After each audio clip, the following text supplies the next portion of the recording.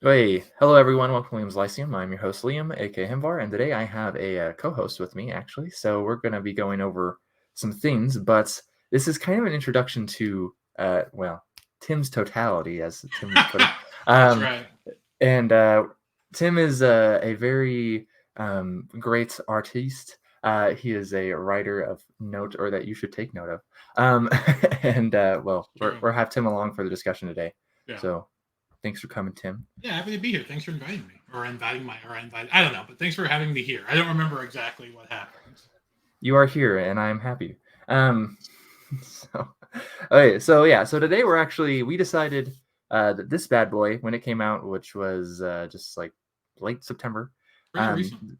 yeah, the Big Book of Cyberpunk, edited by Jared Shurin, or I assume that's probably how you say his name, but I don't know. It's something like that, I imagine. Um, and it's too big actually to go just have one discussion. It's just not possible. Unless we Uh, want to film, for several hours. yes, and I don't. So we are gonna break it up into sections, and it's conveniently broken into sections for us. It is there's 5 sections actually in this book, I believe. I should probably double check that, Four but or five, yeah. so the first one is self. I know that. So we're gonna go over self today. There's also society, culture, challenge, and post cyberpunk, which I believe is considerably smaller than the other ones. But Mm-hmm. so we're gonna go over self. We read all the stories in We did. self, and we're gonna talk about them. Right. So we're also gonna talk about the introduction and stuff because there's actually one story before section 1. So Which is a story apparently which is quite famous, but I've actually never read before this time. It's really a big same. deal. Same, yeah, and it's unsurprisingly by William Gibson. Mm-hmm. Um, so, um, so let's see. There's a little editor's note. I don't remember if it's important. Probably not. Um, then the introduction, though, which I mean, do you have much to say on the introduction? It's a good introduction. I Yeah. I I like reading introductions in books. Yeah. For the most part. I mean, some are pretty worthless, of course. Um, if you ever watched, what the heck is that movie? The Dead Poet Society, where he makes a Yeah. big deal out of like rip the introduction That's out of your right. textbook. Yeah, Did you do it's that this time? Did you rip it out? no, Did you I didn't grab? do it this Okay. time. Okay. It's a worthy Okay. introduction. And he actually goes over. He does make one comparison actually, if I'm remembering correctly, that was kind of cool, and that was Legion, from the New Testament. Oh, that's right. That's right. Actually, with the story, yeah. Actually, because I'm not like sort of very good in sort of biblical history and sort of knowledge, but I thought that was fascinating. About was it like did we sort of release the pig itself, or did was that it? Am I going the right direction with that? Yeah, yeah, I is yeah, it's very interesting. It's Yeah. almost like, well, he takes something that's not cyberpunk at all, Right. and he puts a cyberpunk theme on. It's kind Right. of like Snow Crash, which I just finished, Hmm. by Neil Stephenson. Right. So, which does the Sumerian thing, which is obviously not cyberpunk. Um, but yeah, he just kind of takes this. I think this idea of Legion, and it's like, well, in the Bible, it's bad, right? Right. Demons and stuff. Yeah. So, and then here is it like, I don't know if he's necessarily saying I haven't. Again, I actually, so Tim read these much faster than I did, and so he's read them I more had to. recently. I had So, to because Liam is a machine. well, take it as you will. Tim has read them more recently, but yeah, no, I thought it was an interesting comparison. He calls it the day of like 2,000 pigs or something like that, Yeah. or source code of 2,000 pigs First is kid the of name of the 2000. section. The day of 2,000 pigs is the name of the introduction. Okay. Um, yeah, so he kind of gives you a background on cyberpunk, how it's like kind of this 80s culture Mm-hmm. thing, whatever it is.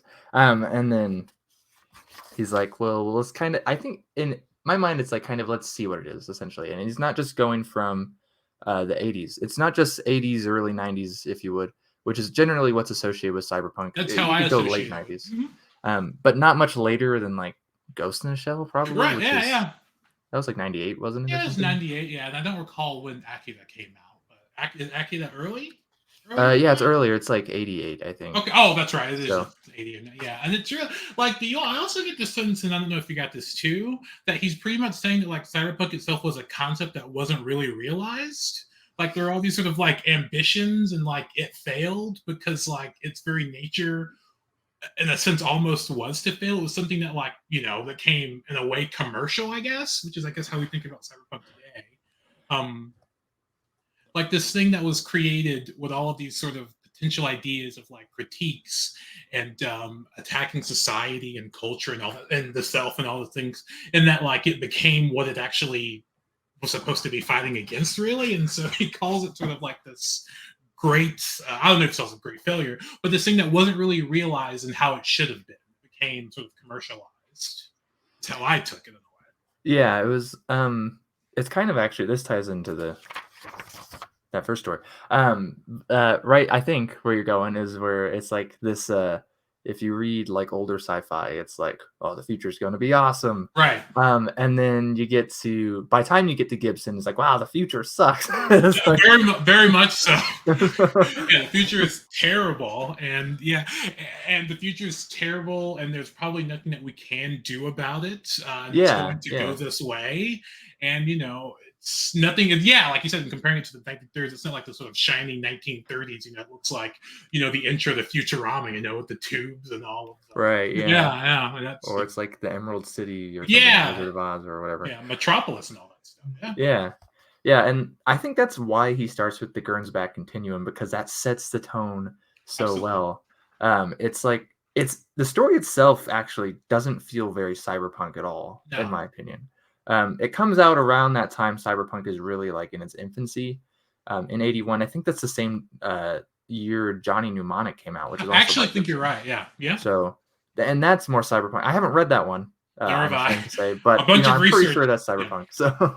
Yeah. So a bunch of research in preparation for this. So yeah, that's good. Like we know what we're talking about. Anyways, but it's an interesting story, especially the name here. The Gernsback Continuum is named for Hugo Gernsback, which is what the Hugo Awards are named after. Yeah. And he was. Is it amazing?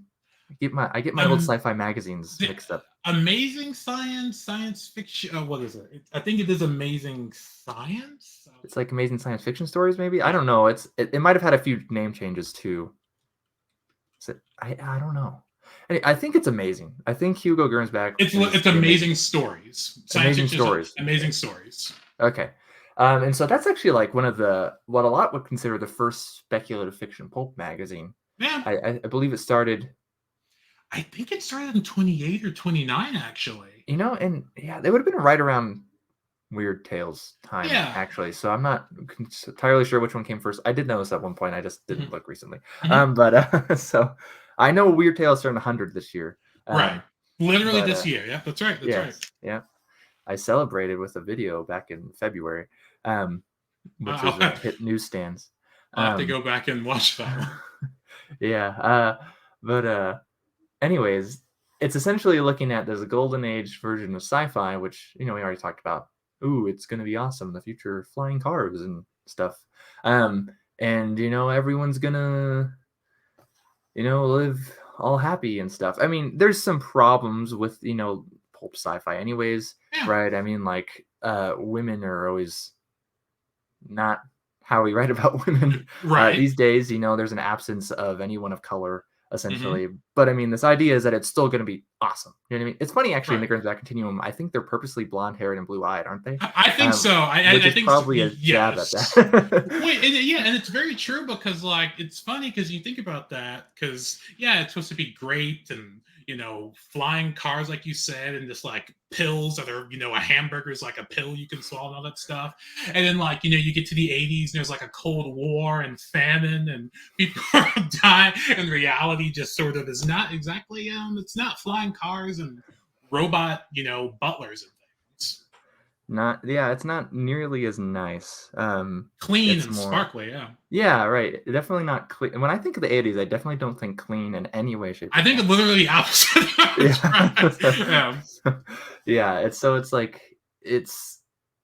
It didn't happen. And it's like something you also said earlier. that the idea in Cyberpunk seems to be that humanity, it's not only did it not happen, humanity's already doomed. It's screwed. It's essentially the grim dark of sci-fi, right? I mean, in some ways it's kind of close to Sword and Sorcery. Yeah. But Sword and Sorcery you can punch up, and most of the Cyberpunk stories you cannot. Now there are some you can't, they do, which is cool, and I like those stories. Yeah. But most of the time it's like you're screwed. Yeah, it very innately has a very negative. This is what life is. Just get used to it. It's bleak. It's dark. It's grimy. It's, I guess, noir a lot of the time. It's just gross. It's nasty. It's, this is what you have to deal with. It's not. It's literally the opposite. Yeah, and then it's even with that gross and nasty stuff, it gets into, I guess, what you could call body horror with, stuff. Absolutely. So. In a way, if you look at our two different screens, you're the future that we envisioned, that we hoped for, and I am actually the horrible present, because if we can play with that. Yeah, we could play with that a little bit. It might be a little sad over here. It's just a facade. Which is something else, right? Which might work too. But just I'm going off memory actually of this Gernsback Continuum so far. But this I also, one thing that does feel cyberpunk in the story, because again it doesn't overall feel like it is, but it feels pretty close, right? And is the dreams are dead and they're not coming back, but they do exist somewhere. And in this story it's with drugs. Right. And in cyberpunk it's normally cyberspace, I would argue, right? Yep. So in this story, though, it is totally drugs. Absolutely. Yeah. And it's sort of like, so in the sense, like the character is, if we go into it, he's given the task to sort of take these photo shoots, right, of these classic Gernsback sort of images, and if I remember, he is it the drugs themselves, do they cause him to go mad, you think? Is that what's going on here? Or does he sort of, he loses grip with reality for sure? Yeah. I think it's the drugs. The story's actually a little hard to follow in some ways. It is, actually. It's almost like it's like an essay in a sense, and I'm assuming it's been talked about in sort of that way. But yeah, it is sort of hard to follow. He's sort of giving this, he's just doing photo shoots and sort of the reality of what's true, because I think it talks about the bombing of Britain and stuff, like that sort of imagery versus the fancy 30s shiny chrome and yeah. He definitely sets the tone as, and I guess that is important too when you mentioned the bombing of Britain, when it's like the pre-war we still had some idea of hope. Post World War II, you get into the postmodern stuff, and everything just goes whack. Essentially, absolutely. And he even mentions, I think it looks like on this first page, something about a pinball machine, the wind-up toys of occupied Japan, right? So I mean, it's definitely Cold War type of thing. Yeah. Which makes sense. And it's still the Cold War at this time, and that stuff permeates all the literature. So yeah. But it's a great setup. I'm going to look at my notes real quick to see if I had any other notes on Gernsback Continuum. But if you had anything else to share on that story, go ahead. I thought you talk about specifically the themes of it. When you talk about it doesn't really feel like cyberpunk. And my introduction to cyberpunk is pretty much just sort of the general sense of, because at first, I remember way back when I didn't really know what cyberpunk was. I had an idea of it. I wasn't really a huge fan of it, because, I think of the excess and the neon lights and all that stuff and the splicing and running and all that stuff. As in being a runner, not just jogging. But, and I read this introduction and I go into this, thinking, well, cyberpunk obviously isn't what I think about. Because when I think about cyberpunk, I very much, think of that cover of the book. And you're right. Sort of going into that first story, I was just like, this does not feel anything like I expect cyberpunk to be. But you're exactly right that it's a great sort of building block about. Yeah, exactly. But you're exactly right that it's a great building block about what we will see. Like the idea of what we talked about, what people wanted and what was actually visualized, and we'll sort of see I guess as sort of the dangers and sort of sharp contrast of something like the bombing of Britain as we sort of go through these other stories,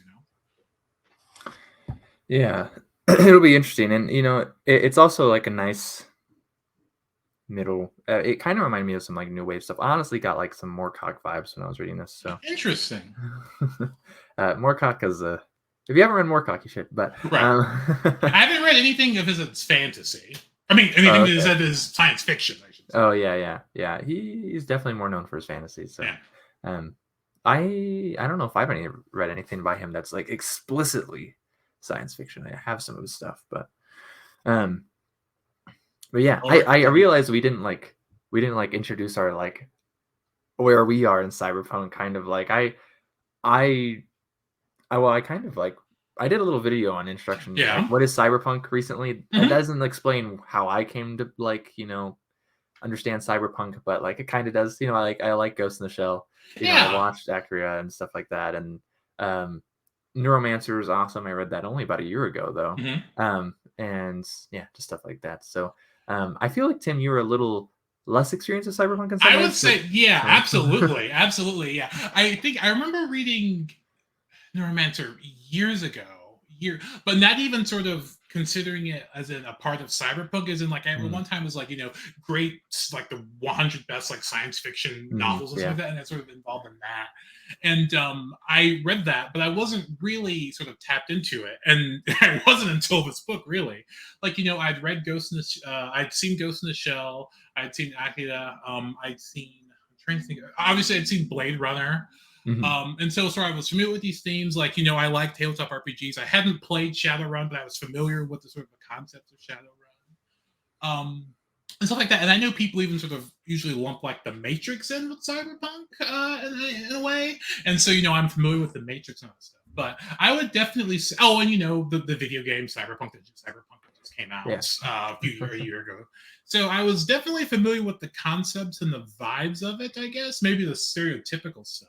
And that sort of gave me in a way sort of a negative reaction of it. So it wasn't really, I would say, even worse than a layman's experience with cyberpunk. Like I thought I knew what it was, and and I'd seen there's the cyberpunk game. There's an anime as well on Netflix that came out last year that was actually really awesome.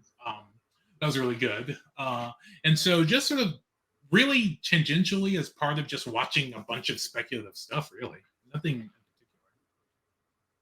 So it's slowly then coming to it degree. Yeah. I mean, I understand that. That's kind of how I got into like Sword and Sorcery.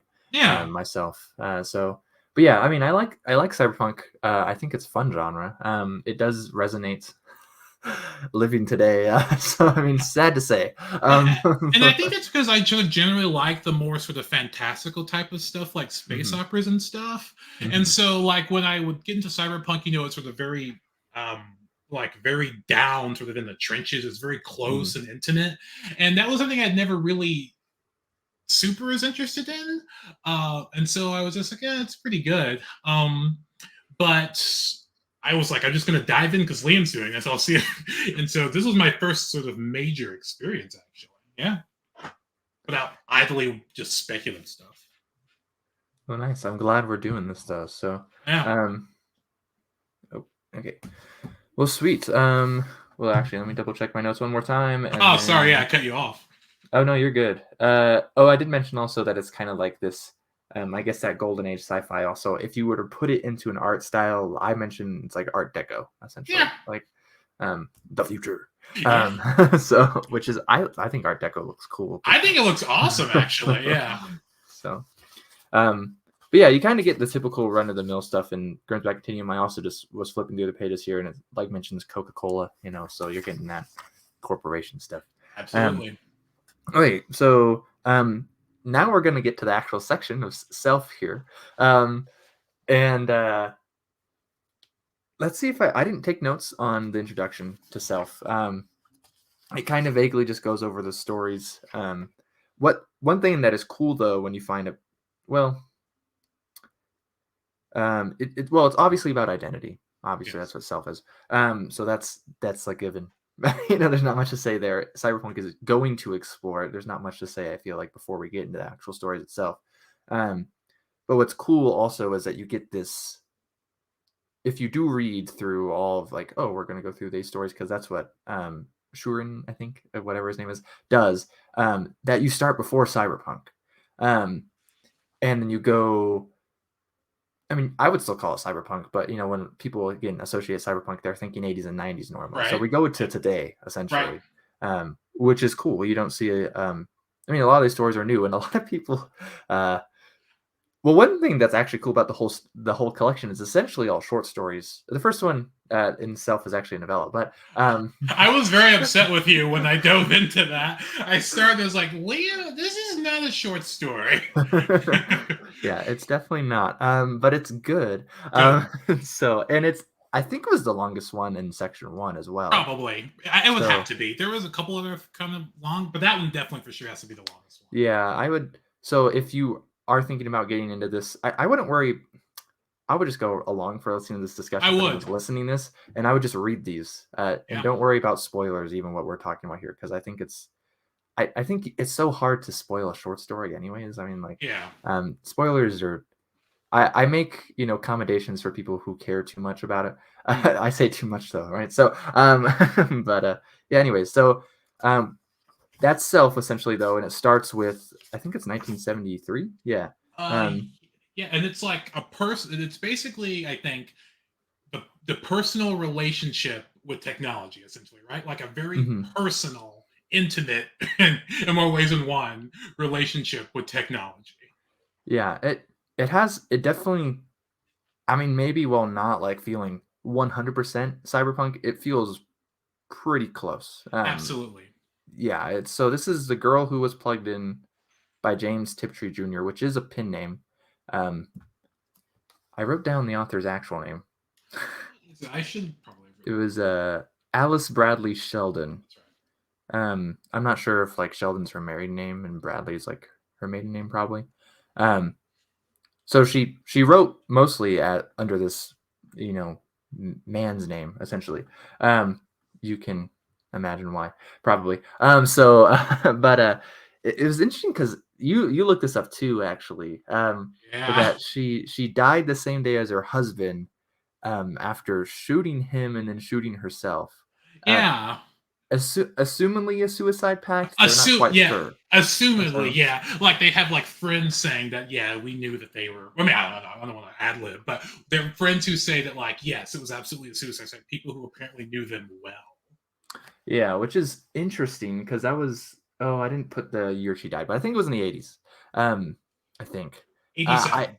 Yeah, okay. So and which is weird because like were suicide pacts popular in the 80s? Because like I don't I know. mean I have a couple books by a press called Cheap Street Press. This is just tangential, I know, but and that press was run by a couple as well, and they also committed suicide together.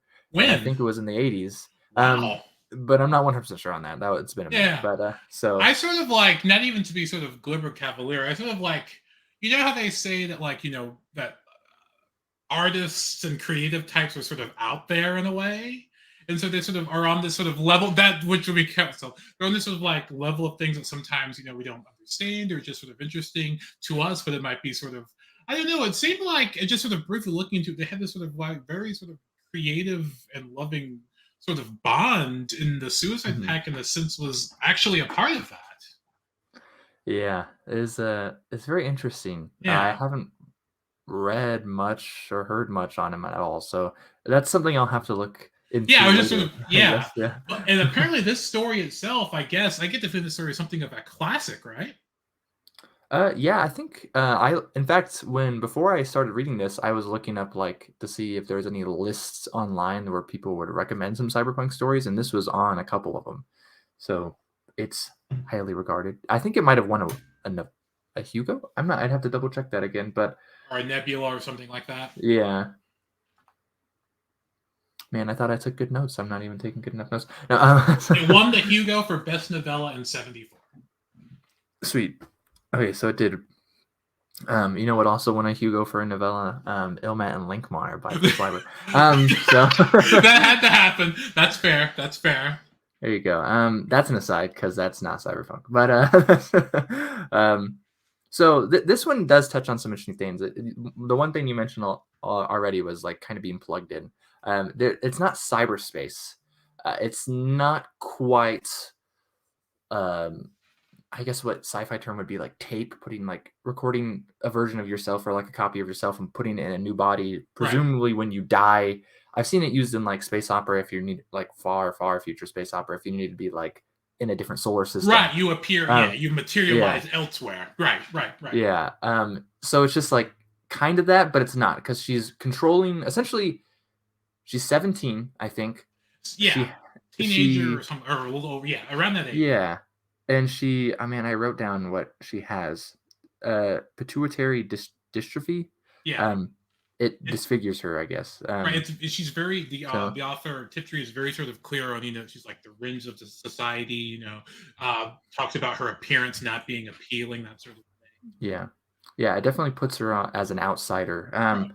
Right. Which a lot of cyberpunk protagonists are going to be outsiders. So now whether everyone in society is an outsider because of society itself, that's a different topic. But she is an outsider, and she, I guess, tries to commit suicide near the beginning of Right. the story. Right. It was a little hard to read, but like it becomes obvious it was suicide. But I was just like, oh, okay, I guess. I wasn't sure how it was suicide. Did she like throw herself into traffic? I'm not even Like, 100% sure. but it talks about like going to a bench in the park, and so maybe but she tries to kill herself. Yeah. And so she ends up getting this offer instead of essentially it would be like, oh, what's her name again? It's like, oh, I don't even remember. Well, my notes are all over the place. Philadelphia, I think. P. Burke. Yeah, It's P. Burke. Yeah. Philadelphia Burke. She goes by Yep. P. Burke. Okay. Which is just a funny name. But I mean, I think it's funny. I think it's sorry. Sorry, if your name is Philadelphia, I'm not trying to make fun. Right, you sort of ostracized a fair amount of anyone named Philadelphia. Oops. But yeah, so she goes by P. Burke. But she tries to commit suicide, and they're basically like, "Wait, P. Burke is dead now. Okay, even though you're not dead physically, we want you to be one of our basically this persona of like a celebrity, essentially, and they'll call her Delphi. And she's essentially put in underground in like Pennsylvania or something like that. Yeah. I think they say like the town that used to be Carbondale. I was like, yeah, I think that's really yeah. I was like, what does that mean? I don't know if Carbondale is real. I imagine it is, but why does it not exist? Does it not exist now? I don't know. And so she's controlling this perfect body. This body is actually like 15 years old, which is a little younger than her. Yeah. And it's cute 15-year-old, right? Yeah. So and the deal is, if I remember correctly, advertisements have been outlawed, right? yes. You cannot legally advertise. Yes, which is like an interesting. You don't want to call it a spoof because this is before Cyberpunk, but like kind of like a spoof on Cyberpunk idea of like rampant ads, type of thing. Right. Yeah. But in reality, I mean, it's accurate. You know what I mean? Like okay.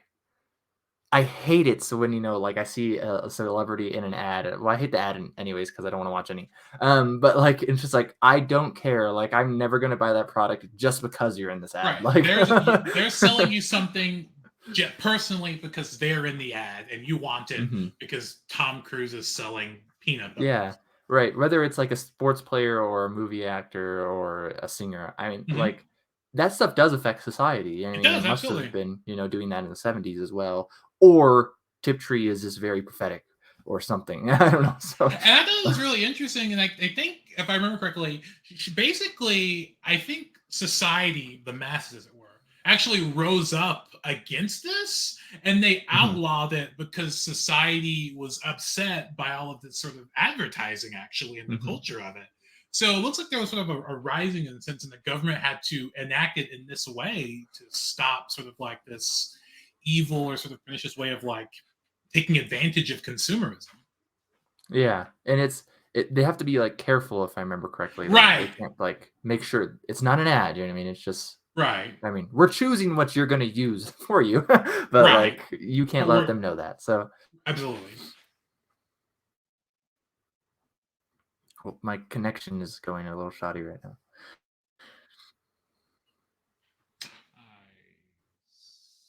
You are a little shoddy or frozen a bit. connection. Here, sorry, are you there, Tim?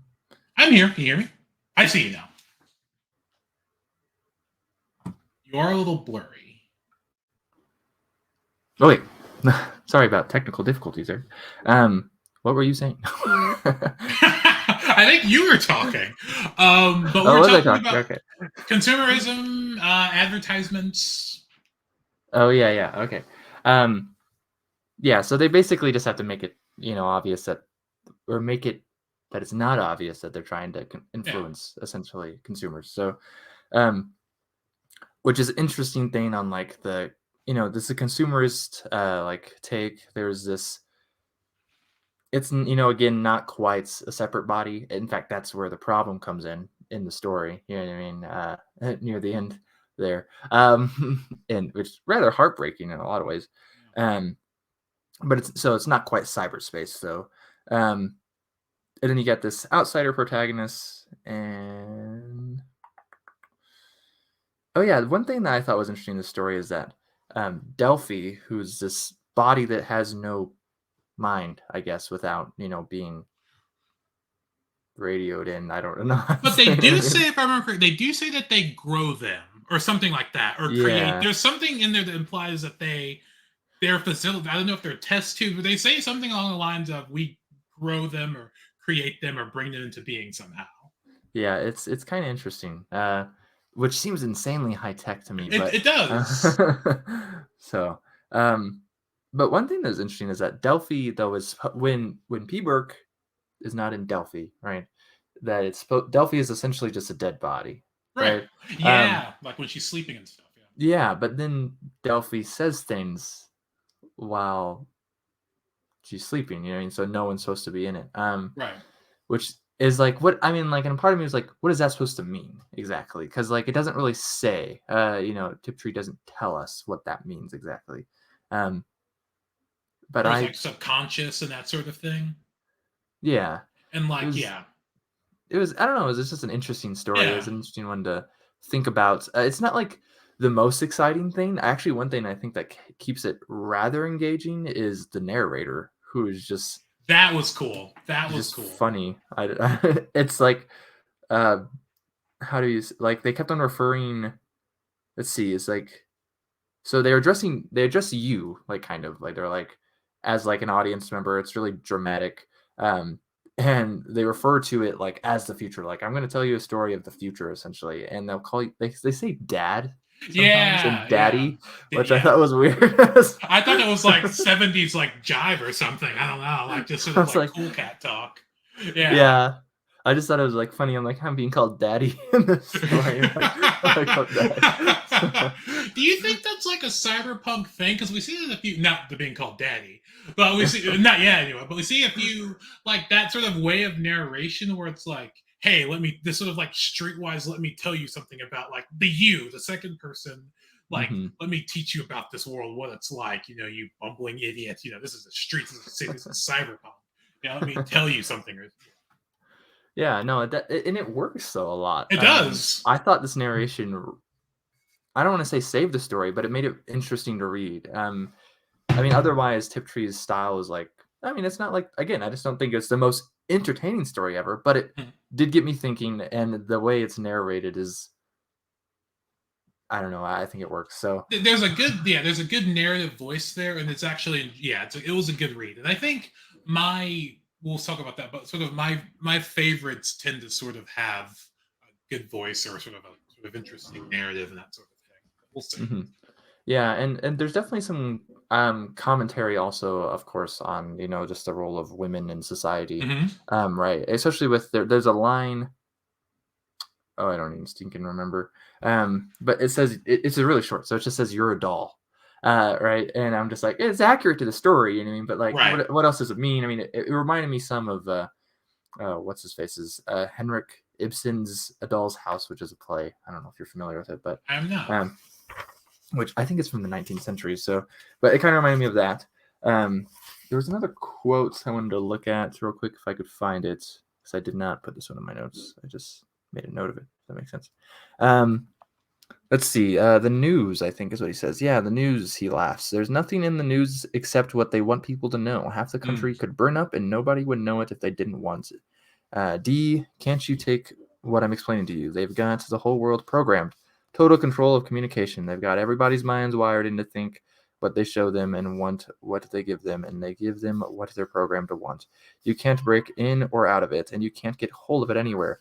I don't think they even have a plan except to keep things going round and round, and God knows what's happening to the people or the Earth or the other planets, maybe. One great big vortex of lies and garbage pouring round and round, getting bigger and bigger, and nothing can ever change. If people don't wake up soon, we're through. Right. And that sort of has the spirit of Cyberpunk, doesn't it? What we're supposed to, this sort of fighting, this wake up situation, just listening to what they tell you, being blinded by, I guess, bread and circuses and that sort of thing. Yeah. Good old Romans. Good old Romans. Yeah, so I thought that was a good quote. It kind of prefigures Cyberpunk. So, but that's basically all I have about this, for the girl who's plugged in. Got any other thoughts? No, yeah, I personally agree with that. Like you said, it's a tragic ending. And sort of like, because at the end of it, the main character, who is like the son of like one of the like, Illuminati big corporation people, he falls in love with her, and but he actually falls in love. But does he fall, in love with like who she is in, this sort of like dying sort of husk of a person, and this that, or this Delphi, and it goes into that. It's like you said, it's a pretty tragic one. Yeah, it definitely is. It was good though. I'm glad that we kind of start that section there. So the next one though is Pat Cadigan's Pretty Boy crossover, which is cited as one of the founding stories kind of Cyberpunk. Is that right? And Pat, I wasn't 100% sure. It is a woman. And I actually read another story by her recently, which is not Cyberpunk, but is it speculative? I'm assuming it's speculative. It's in a collection dedicated to J.G. Ballard. But the story itself, it kind of works as Cyberpunk in some ways because it's actually written as, what the heck? It's like written as like an ad, but it's the events of January, is it 4th or 6th? I can't even remember. 2021. Interesting. Okay. So it was like, it's kind of an interesting like poking at the situation. I might have to check it. Yeah. Yeah, I don't know if it was included elsewhere beforehand, but the book comes out this week, I think. I had an arc, so of course. Yes, of course. I'm in. You are. But anyways, Pretty Boy crossover is rather short, if I'm remembering correctly, at least compared to the first story. It is.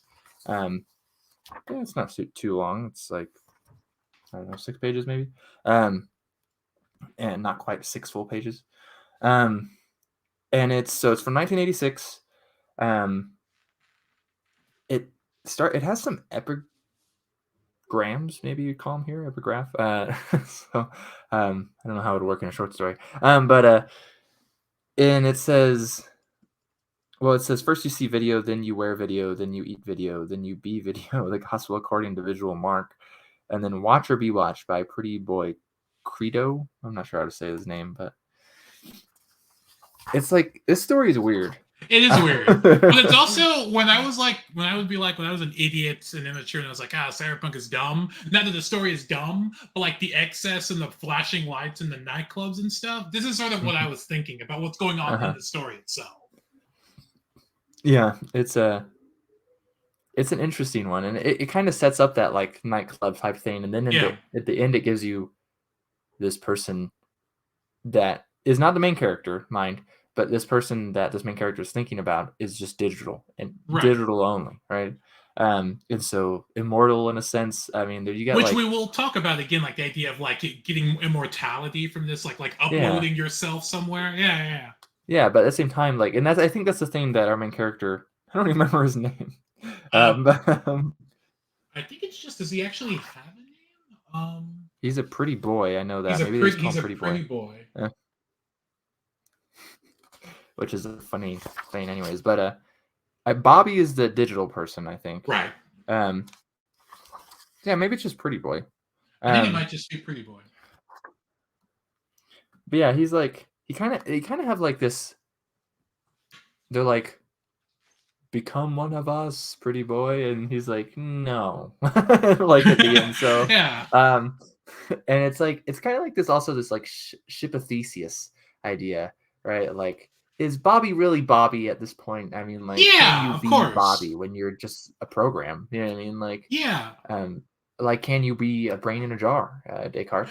Right. So I mean, like, That's right. Yeah, and the idea that like he'll only I think it's like because it talks about you're a pretty boy, you're going to get into this club, people like you, you're attractive, you're hot, you're what's going on right now, and like the idea that you won't be a pretty boy forever. This is what you are, mhm, and if you can be a pretty boy forever if you load into the mainframe.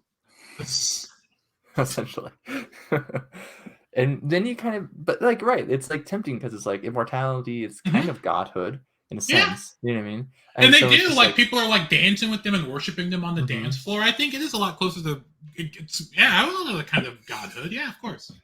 Yeah, it's a very interesting one. It's very thought provoking, but it's also what's cool. Again, it's this challenging thing, this thought provokingness, if that's a word, thought provokingness. Anyways, in this like '80s vibe, right, with like high tech, right? And I guess I think of the '80s, I think low life, right, which is the tagline of essentially Cyberpunk, high tech, low Yeah. life. So, um, and then there's even a lot. There's a couple things though. There's a line in page 42 that says, "I'm happy, I'm sad," which is just like what? So it's like essentially like I'm where people say I should be happy, and so like I'm happy to be here even though I'm sad, like type of Yeah. thing. Yeah. Um, It's just yeah, this one was really interesting. And a bit weird, but like you said, but it's really because I think about like I'm happy that I read this book because I have a feeling obviously some of these are more popular than others, but I have a feeling a lot of these stories aren't like the in your face cyberpunk stories. And so it's really interesting to sort of read some other stuff that doesn't have to be these famous ones. And I mean, this one mhm. might actually very well be famous. I think you already said this one was famous. Yeah. But yeah, it's something I'd never heard of. But yeah, it's definitely more. It really goes back to the idea of the self. Like, who am I? What do I want to be? Is Bobby Bobby, like you said? Because he's like is that the Bobby I knew? Mhm. Who is this like club party AI thing, program thing. Yeah. Yeah. I think Cadigan does a really good job. I mean, just like that's why I love short stories. Yes. So and then this is a kind of an aside, I feel like, to most of the story, but one thing on the page one of it, so I don't know where it'd be in yours, but there's an italic section. He's like, he thinks things like, how many Einsteins have died of hunger and thirst under a hot African sun? And why can't you remember being born? And why is music common to every culture? Especially, how much was there going on that he didn't know about, and how could he find out about it? Um, which just, I don't know, that was like an interesting like thought process, I thought. So, Yeah, which is sort of, I get the sense that, when you think of someone who is a pretty boy, they're, it's sort of a contrast that they're actually thinking about stuff like this, like you think of right. like an airhead or something. Yeah. Yeah. Right. He's not an airhead. In fact, he shows us in the end that he's kind of smart. So it's in a sense it's in a rejection of Yeah. this tech. And a lot of cyberpunk, I mean, like if you play the cyberpunk like games, like be it 2077 or Mm-hmm. the tabletop role playing versions, the tech is inhuman essentially. I mean, like eventually, like you're not even really that human anymore. But different cyberpunk stories take it different places. Right. Like if you read Sun Eater, I'm wearing my Sun Eater shirt. That cyberpunk It's on stuff. the list. Accept me. Okay. No. Yes. Tim is a heretic. No. I And am then for now. For now.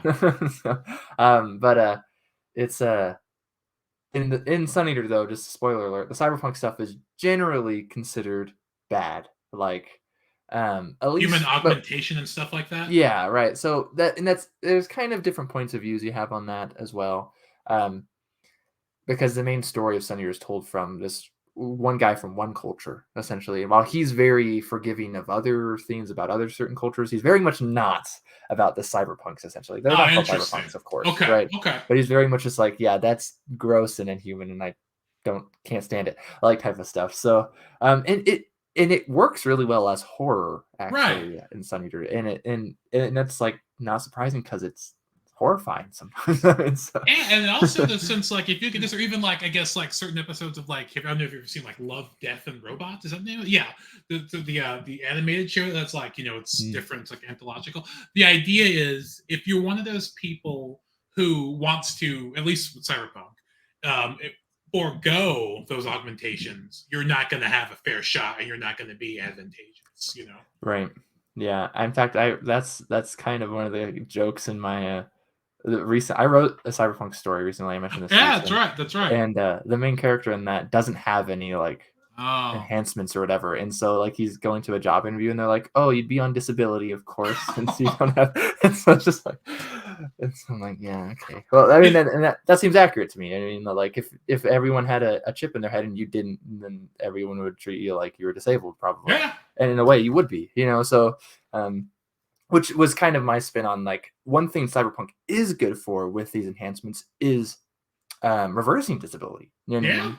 So I mean, like, right? I mean, like, if you can't see, there's a good chance you could see if this was a cyberpunk world, right? So yeah, the idea that like all of the, I mean, and that goes against corporate greed and all that cyberpunk stuff. We have the technology to end all of this stuff, but of course they're not going to do that because that doesn't make people wealthy. So. It's all about the money, man. That's true. It's true.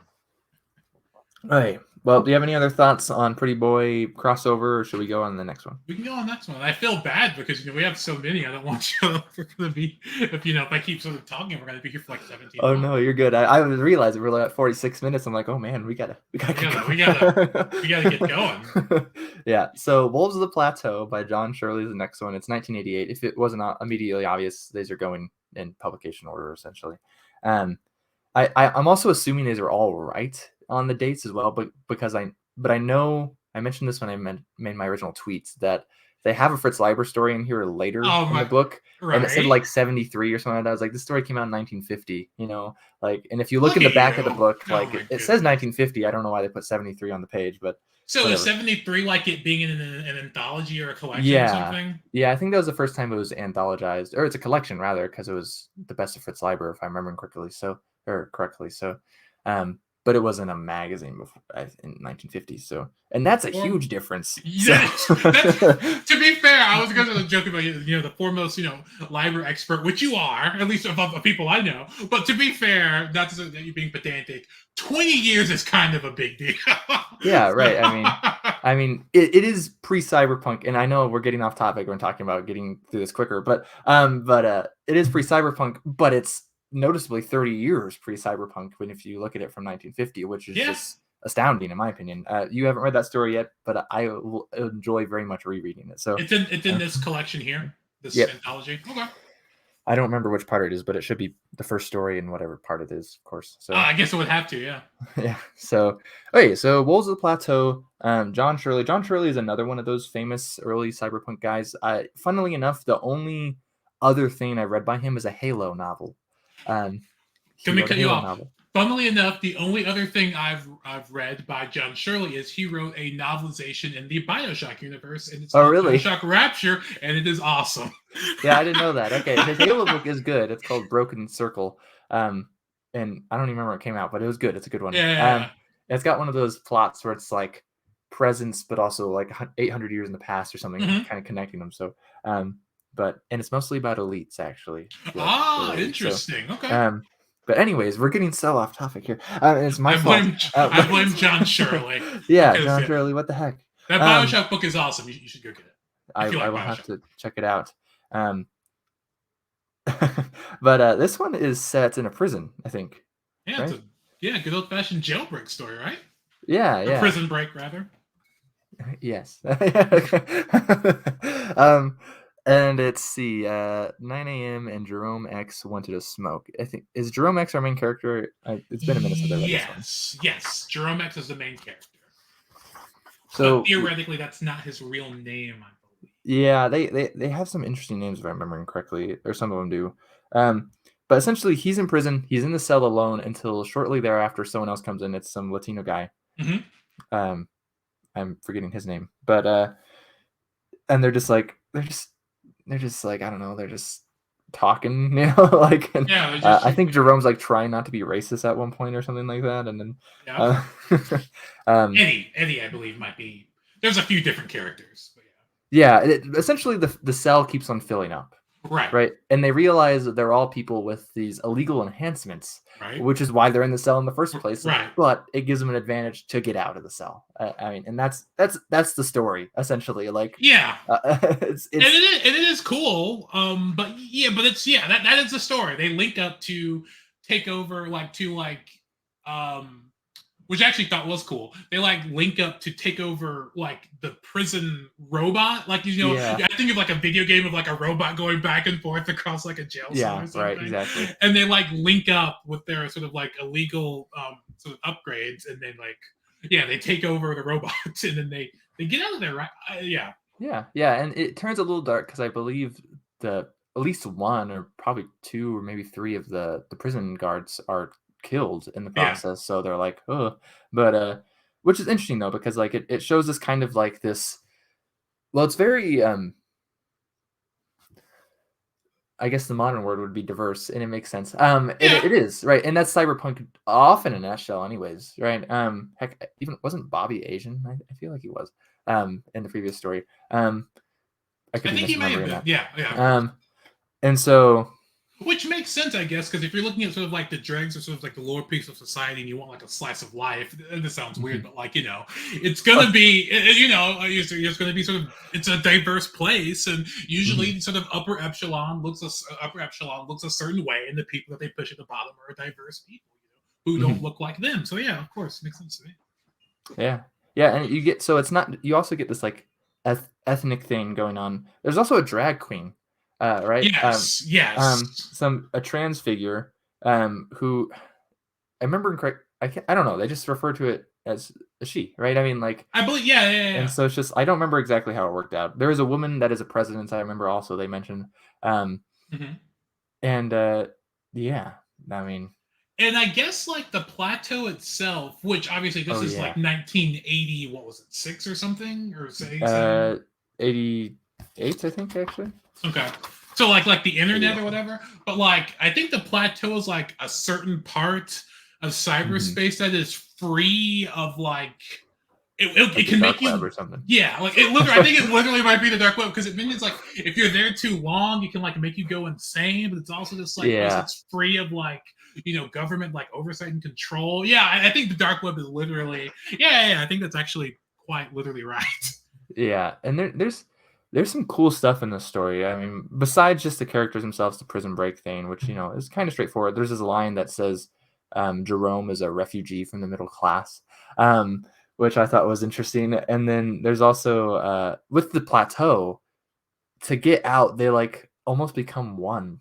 Yeah, that was cool. Is like this interesting like individual versus, I guess you could say collective in the sense, a smaller one, but like, and so it's interesting. And also you have a wallet TV, essentially a smartphone or maybe a tablet. Oh, that's right. That's right. Yeah. That was that. I thought this was really interesting. It's more. I remember Shurin. We'll see if he does that. Is that his name? Shurin? Is that how you pronounce his last name? Maybe. I think. Yeah. Like I remember him as like all of these stories. Above all, they should be entertaining. And I think of this story sort of like a entertaining sort of jailbreak heist story. With some of those other themes, of course. Yeah, and one thing that we're gonna definitely see more of this like trans stuff. I mean, that's not the word he uses. I don't think. I'm not even sure. He might refer to it as her as a drag queen. I think he says. I think he actually says drag queen. So, yeah, and that's definitely more of an 80s thing. I guess using that term or whatever. It's just interesting. You know what I mean? It's like, oh well, she wants to be called a she, so we'll call her she. Yeah, of course. That was very interesting. I can imagine that would be. Well, in a lot of ways, I mean, depending on where you sit, that's hard to swallow today. You know what I mean? So absolutely, like 88. You know what I mean? Yeah. It's just sort of. I like the sort of concept of just being sort of like a part of. I mean, we can, put the consciousness of a cat, in a robot, or we can like I can grow a third limb. Why? Yeah.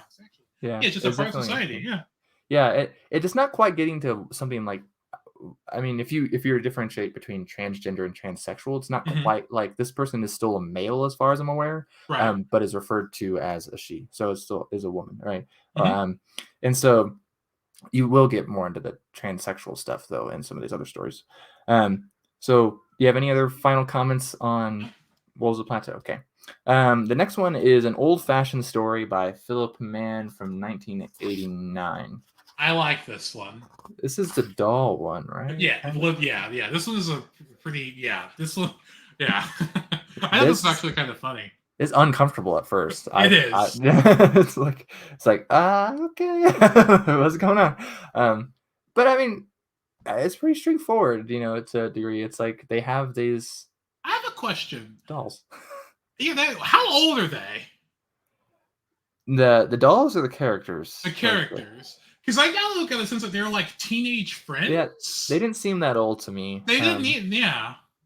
I mean, if I were to guess, I would say maybe early 20s, just because they seem like they were living by themselves, with Right. these dolls, essentially, right? But and so yeah, it's like kind of like an old-fashioned story of a workman in his workshop fixing up this doll. Right. But this doll essentially looks like a human, and acts like one. But this one has been acting up, essentially. Right. And you learn that like essentially this neighbor comes over with her doll. So the neighbor is a woman. She's got this, I guess if you could call it a man, doll, right? It's a doll, but it looks like a man, works like a man, I guess. And then And they have different yeah, personalities you can like load in. Like, yeah, this is so and so the librarian, or she can be a nanny. Like yeah. yeah. But they have like this base type, and I think they figure out that the woman doll or whatever, the doll that is performing woman, if that makes sense, is that's malfunctioning. They're essentially the same type actually as the Right. neighbors, and so you can essentially just modify it as however you want. And it's just like weird because the story is really straightforward, right? It's Mhm. kind of sexual. It's I don't know, like it's kind of like Kusanagi from Ghost in the Shell, but just for sexual purposes, essentially, is what it seems Yeah. like. So. Yeah. Which is something that's not, which is something that's oftentimes a part of cyberpunk, as these stories sort of indicate. Mhm. Yeah. That is a part of the self and intimacy. So.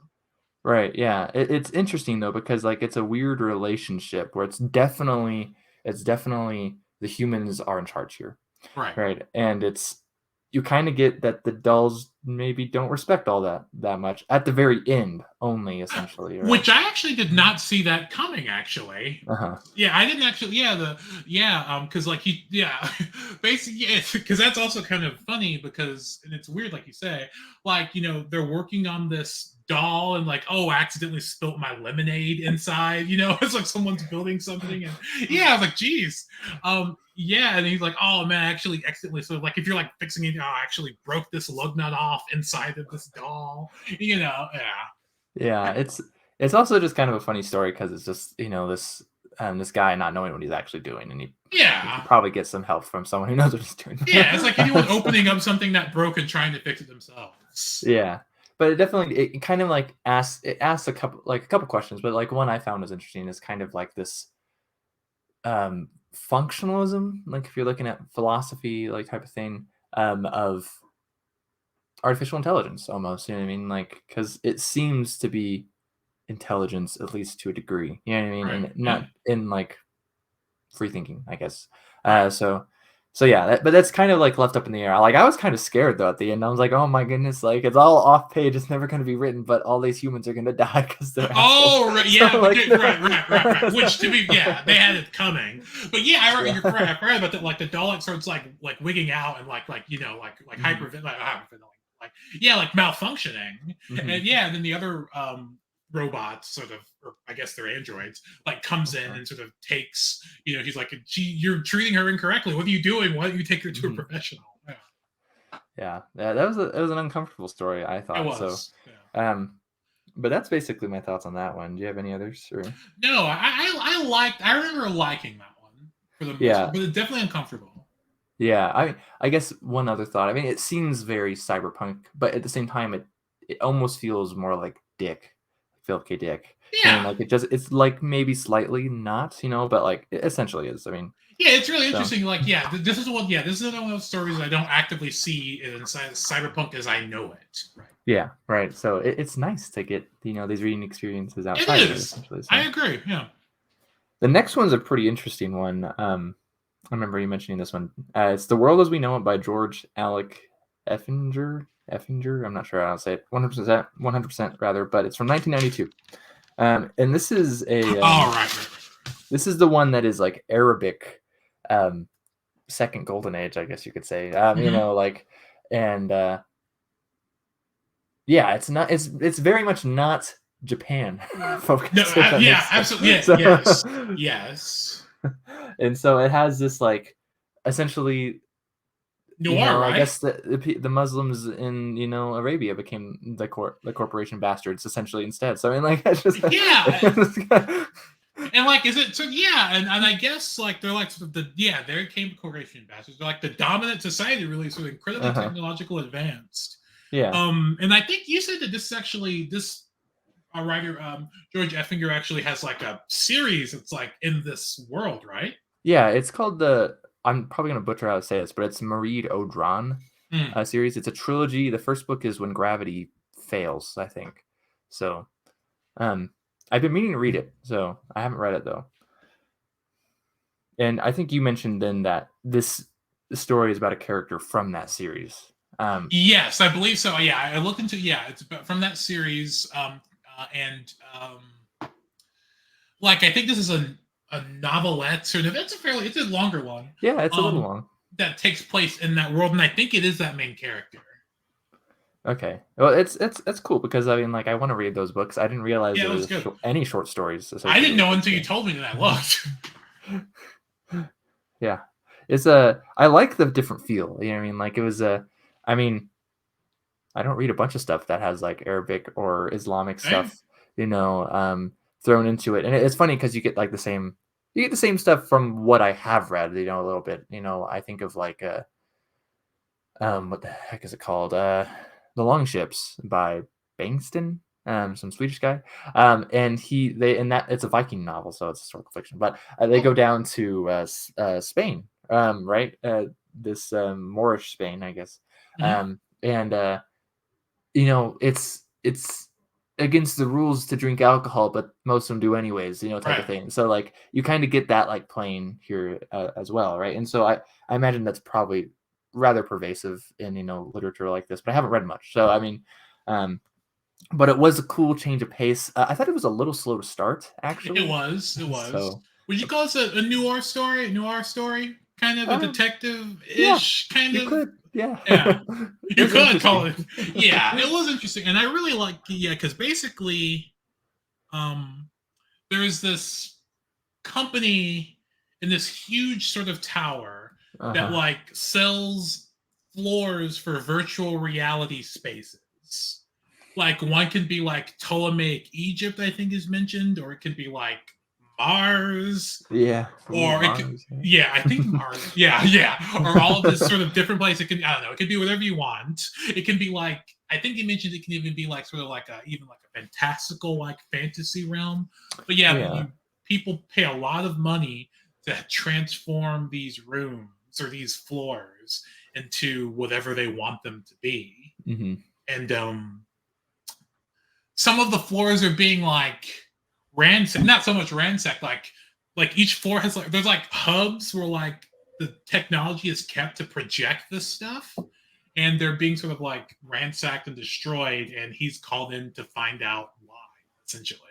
Yeah, and they're interesting because like while there is definitely like a virtual reality like element to it, it also seems like the set itself, if you could call it a set, I guess, is like pretty well put together. Yeah. He's like, is this a real rock? Like, like he goes like yes, when he goes on Mars, they've like adjusted, like I think it's Mars. They've like adjusted like sort of the oxygen and like the gravity, so it's sort of like yeah. So it's pretty high tech stuff. It's pretty cool. And this kind of goes in along the lines of like the Gernsback continuum. It's like this is people, a lot of them are like, I'm on part of the Mars colony, and it's like, no, you're not. That's right. Like, yeah, that's a good point. You're good point. Yeah, you know, we're eating. Yeah, but they're eating like just gross like space goop, yeah. and then they're like, "This is what we had. This is, you know, they're growing their own like crops and stuff or something. They're like, you know, kind of like, yeah, they're growing stuff and like making their own food, and you guys like this is gross. But they're on Mars, you know. Yeah, it was an interesting one. I don't have much else to say about it. I did realize I opened up my book and that it's the world itself is kind of dominated by this Arabic type of. Right. We're not really like, I don't remember if there were like how the state works or not. It's not really explained. I don't think. I don't think so. But it's funny. This comic kind of explains a little bit of how the rest of the world is doing. It says, well, the real Mars colony was a combined project of the Federated New England States of America, the New Fifth Reich, and the fragrant heavenly empire of True Cathay. Yeah. Yeah, that's that was funny. And that's sort of like kind of cyberpunk, or maybe even a sort of science fiction thing where, you know, you cast into the future and you have stuff like that. Yeah. Yeah, it's just, oh man. I don't know. Yeah, I just thought that was funny. Fifth Reich, New England, Cathay, which those don't know where Cathay is, China essentially. But right, yeah, that stuff makes me chuckle. Yeah, that was funny. But I don't have much else to say about. I did enjoy it. Like I said, it was a little long, I think, but I look forward to eventually reading the series. So I like that one. It's cool. It's a nice change of pace. Yeah, it's so hard when you're reading anthologies and you like find authors that you like and your writing is really cool and you would know that more than anyone, you know. It's a nightmare. Yeah, it's a good and bad. That makes sense. So, the next one, this one's interesting actually. This is Red Sonja and Lessingham, I don't know, in Dreamland by Gwyneth Jones, 1996. With apologies to E.R. Edison, that is how this one starts. Which I think was cool. Yeah, that's great. So just right off, Red Sonja is essentially a comic book character more than anything. Technically, there was a Red Sonja by Robert E. Howard, but the Sword and Sorcery comic book character is essentially a comic book character. Right. And then Lessingham is your stereotypical male protagonist from an E.R. Edison novel, or novels. I think it's the Zimiamvian. And I'm assuming you'd heard of those. I had not. Yeah, I've heard of him, but I've never actually read anything by Edison. I have a couple of his books, but yeah, not his most popular stuff. I'd put like the Worm Ouroboros before that. The Worm Ouroboros I actually have. Yeah. Okay, yeah.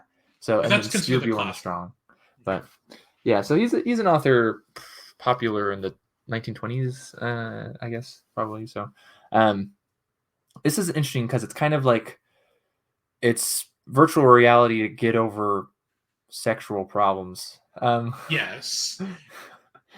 Yeah, and it's sort of interesting because it talks about that stuff, and they're actually a friend of mine who's a writer, Jolie, who's does a lot with like sort of feminist critique and that sort of thing, and sort of looking into that sort of genre of writing, particularly with like speculative fiction. I know she's like read a lot of like weird tale stories by other female writers, that sort of thing. And I was talking to her because there's actually some things that went over my head that I actually wasn't aware of, because I thought she had a particular interest in that. And I was talking to her about that. And I want to know because obviously, it talks about like the typical, what we think of as like sexualities in sword and sorcery, the sort of, big sort of breasted woman who's like scantily clad, with hardly any armor, just like appeal to the masses and stuff like that. These sort of barbarian queen sorts of stuff. And I thought it was really interesting because like there's a part of it where it mentions that, the author clearly takes it in a really interesting direction, because I can't remember the line, but something like Red Sonja Sonja didn't dress like this to enticement. It was more so a challenge, because you feed her and she like beats the crap out of these guys. It's sort of like this virtual reality. No, it was actually really awesome. Yeah. And it sort of talks about like the big thing around this is like she is looking for, what is it called? And I'll just say the ones like it's this zipless fuck, which because there's a term used, and I actually didn't know that was a thing, but apparently that's an actual sort of thing or concept that I was not actually familiar with. Yeah. That is it. This is an interesting one. I don't know. It's like it wasn't immediately obvious. It's very sexual. Like that's the whole point of it, right? So I mean, like, and I do like that. It's kind of like reclaiming though this chainmail bikini type of thing. You know what I mean? And it's, I mean, but at the same time, it's like really. I mean, it's okay. So they're personas essentially, right? And so I mean, like, it's just I don't know. I think it's an effective story. I think so too. Absolutely, I loved it. And apparently, like, she's looking for that, that zipless F, which is apparently like sort of sexual experiences without power dynamics. Yeah. Without like the involvement of the patriarchy, which apparently theoretically the sort of creator of this was, I think, like Erica Jong, apparently realized could not actually be experienced. Yeah. Because and so like it's really interesting actually, and I really liked it. But it's talking about that and how she's sort of looking for like to have that without these sort of power dynamics in the actual, and actually it turns out going very horribly actually. And the sure, but it was a really fascinating one. Yeah, it's definitely exploring like sex, and then like sex without consequences. Is that possible? Is it like there's got to be some vying for power or something? It's kind of an interesting way to look at it. I don't look at sex really that way at all, but I mean like but so it's definitely, I mean, it's nice to read about stuff I don't think about, obviously. Yeah, of course. So and then also it's like what happens when you're addicted to sex, type of thing. Yeah. Especially when you don't want that power dynamic. And then it's like weird because it's like two confident personas, but the people themselves are kind of shy. And then I think there was like some other references throughout the story. I think Ozymandias. Oh my goodness, Ozymandias. Yeah, is referenced by Shelley, which I thought was cool. And at one point, I can't remember what it was, but it reminded me of Implied Spaces by Walter John Williams, which is not cyberpunk, but I think Williams did write some cyberpunk stuff though. So that's a good book though. You should read Implied Spaces. But so yeah, anyways, that's those are my thoughts. So, and I think like, wasn't the virtual reality like part of therapy? Like I was like, she talks to a therapist, like it's an assignment of like how she because the main character she doesn't want to know who anyone is. She wants it to be completely organic. Yeah. Oh my goodness! You just remind me of the therapist who sexually assaults her, right? If I remember. Yeah. It's like weird cyberpunk fashion, because it's not just because what you have is this female woman persona, male man persona, and then at one point though, there's this weird sexual assaulting thing, which kind of like is very like out there. I don't know. It was like what the hell, you know what I mean? Like when it happened, and like she's kind of like that too. It's just weird. Yeah, it's weird. It's definitely. I don't know how to say it. Like it's just right. Weird. Well, it's definitely it's definitely like talking about, which I think Sharon talked about. It's definitely sort of like sort of an exploration of sort of kink in a way. I think that's very clear and stated. Yeah, and that happens other times too. In fact, I think it happens in the next story, doesn't it? Lobsters? Yeah. Yes, it does. Yeah. Okay, so that's a good segue into Lobsters if we're done with that story. Lobsters by Charles Stross, which I didn't actually write what year this is, so let me look. I have it up on my 2001. Okay, sweet. This one, you mentioned it wasn't a favorite of yours, so this one, I don't think it's the best like story, like entertainment wise. It's not the greatest, but it pulls out basically all the stops. It does of cyberpunk. It does, which is what it is cool for, and I mean it does have some cool stuff in it. It's set in Amsterdam, I think. Yes. And let's see. There's like he's our main character is kind of a guy that does in a way try to punch up. He makes these. What does he call them? I can't remember. These like patents. Like he's an inventor essentially, but he like makes sure everyone can have them. Right. so he's not in it for the money. And and so like his living is helping other people make money, but he himself lives without needing money. Yeah. In a sort of a weird kind of altruistic way. Yeah.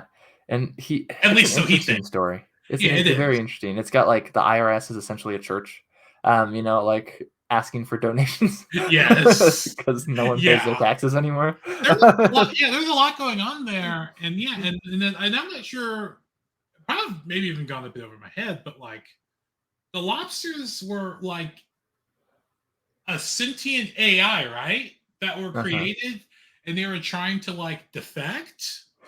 And oh yeah. and he like they like reach out. They're like a Russian AI that's like on like it mentions that they're on some form of Windows actually, which made me chuckle. And they use AOL too. Yeah. And they need help to like being free and to escape sort of like humanity, really. Yeah, they want to be left alone. They're like, you guys are nuts, essentially. It is very funny. I forgot about it. That's essentially the plot. Actually, is these lobsters, right? You just kind of lose it with all the other stuff. I feel like because like there's just so much mentioned. It's this. They mentioned Kardashev scale, the Matryoshka brains, Dyson spheres. I mean, just like it's just a bunch of crap in this story. Yes. I mean, it's kinky. But it's it is. Yes, it is kinky and incredibly technical. Yeah. At the end in particular, right? If I'm remembering correctly. Yes, when they're like formulating how they're going to, I couldn't even tell you. But like some other guy has a project where they're trying to send so many rams or something. I didn't even know what said. I can't recall. To like space, and the lobsters are going to actually guide it. So that this is an interesting one. The lobsters being like a Russian defection type of thing is funny. It does deal with like, again, kind of like this the doll story we talked about earlier. It's kind of like this functionalist idea of sentience with animals in a sense, right? Because it's an AI, but if I remember correctly, it's actually lobsters that have been uploaded. You know what I mean? So it's like they got uploaded and they gained this like vast, like, they're speaking English, obviously. So I mean, like, so it's pretty interesting. The concept of like lobsters, and I think they eventually try it with cats. And his guy is like forward thinking because eventually we're going to go from lobsters to uploading humans themselves. Too. Yeah. So in some ways, it's not super far in the future. Yeah, I don't know. It seemed pretty like that's the thing with Cyberpunk. It deals with modern things, so it almost feels very modern. They're generally not that far in the future, but it does show age, like with AOL. I feel like type of thing. And there's one part I thought this is just a funny part. I thought like I just decided to write a note of it because he made the point of writing out in the story this way, but that he puts on clean underwear, but he's got dirty pants. I was like, okay. That might be Cyberpunk for you, I guess. So I think you're right. This one definitely pulls out all the stops. It was a really interesting one.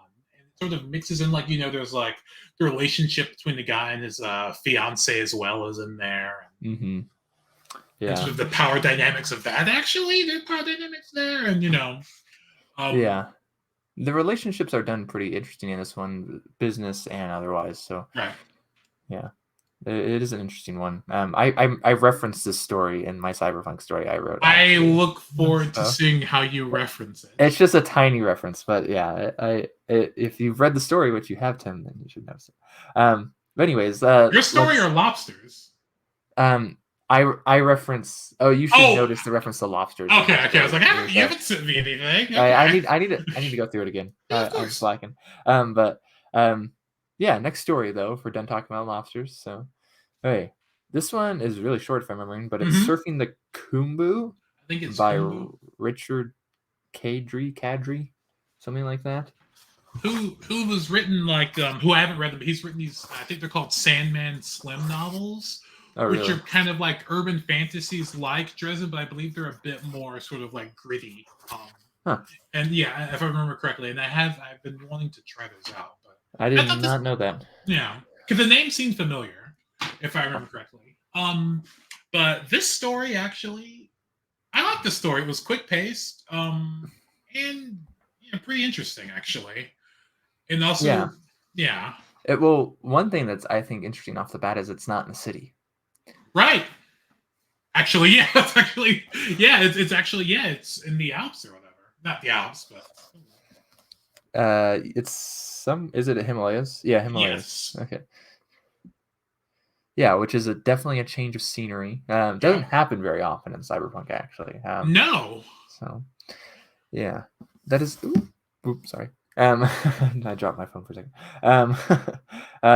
But yeah, this one's really short. I feel like it's really straightforward and to a degree. It feels like action, and it kind of is action, right? It's Saying about like, that rush, right? Yeah. yeah, and then it's essentially I think essentially controlling a satellite, like integrating with the satellites. And it's weird because it's described as having skin when our character does this. I don't Yeah. even remember the character. Anna? Anna. Okay. And so it's like part human, kind of like I don't know. It's kind of a weird one. There's orgasms, I guess, included in this like satellite. Yes. So Orgasms include. Yeah, basically like she's like one of those people who are like addicted to like the rush, and sort yeah, of like that. And basically like she's like thrown into these places or like enemy territories or sort of hard to reach places to like take enemy or other countries' satellite information and steal the information, but also destroy the satellites. And to do that, she actually becomes part or one with the satellite itself. yeah, And the rush of that, and particularly it like crashing to the earth, is like orgasmic to her. Right? yeah, Yeah. yeah. Is really interesting. I thought. If I remember correctly, she's also kind of a little bit of an outsider for doing this too. But Right. Yeah, because she actually has to become experimented on to sort of be able to link into this. yeah, it's very sexual though as well. Like it really like it was like the best. Or was it? Oh, it was like the best porn in the world is one line here. So I was just like, it's a really interesting one. It was, I mean, it's just kind of like a mood piece almost. I felt like. I mean, it's just like it's really short. It gets to it really quickly and very swiftly, just with like how the story's written and just like you just get all this like kind of weird stuff, but like kind of works, I guess. I mean, I Yeah. don't think I'd ever want to integrate with a satellite like that. No. But like, And the idea of like, were the people experimenting on her, were they quote unquote the bad guys because they made her like this? Or was she doing this willingly because she's actually addicted to what this brings? And she like, it seems like she's one of those people who's like and is it addicted. okay? Yeah, yeah. One of these people who are like addicted to sort of like adrenaline rushes, and this is probably Mhm. maybe like an elevated sort of fantastical Yeah. way to get like the best rush ever or something. Yeah, right. And then it's like, but it's like, is that fine? Like, because like drug addicts like their drugs, so should you give them drugs? I mean, like, Right. so and she seems fine, I guess. So She does seem fine. but yeah. Anyways, that's all I have to say about that one. I Yeah. mean, how far are we into this? We're like halfway, maybe, 1, 2, 3. into these. I wouldn't even say we've got Probably a little less than halfway. Yeah. But Probably sort of simmer it I'm down. trying to go a little quicker, is all. I'm joining. No, I'm with you. I'm with you. Okay. All right. The next one is Memories of Moments, Bright as Falling Stars by Cat Rambo. If I'm remembering correctly, this is one I had one of the more emotional responses to. Yes, and I think these are my favorite. And I think that's a lot of times when I'm reading things as well. Like things are sort of like I usually don't consider myself sort of like really into things that are like have a lot of sort of emotional and sort of like pulling at the sort of strings, of the heart and the mind and stuff like that. But I feel like my favorite of these stories are kind of like that because this one was really good. Yeah, it's kind of brutal. I mean, it's essentially it's about love and memory. Literally, yeah. And surprise, right? No, the title of the story, but and it's at the start actually I wasn't very sure what was going on. The author very much just kind of throws you in, and it's just like, oh, here's this cyberpunk world, I guess, and then, but it gets brutal. You know what I mean? Like you can definitely tell like it's on the low life side, type of things, right? Yeah. If I'm remembering correctly, they're essentially homeless. Yeah, they're kind of urchins in a way, and they like live however they can, find a place. Yeah, sorry, my kids are making a bunch of noise for some reason, but I don't know if you can hear.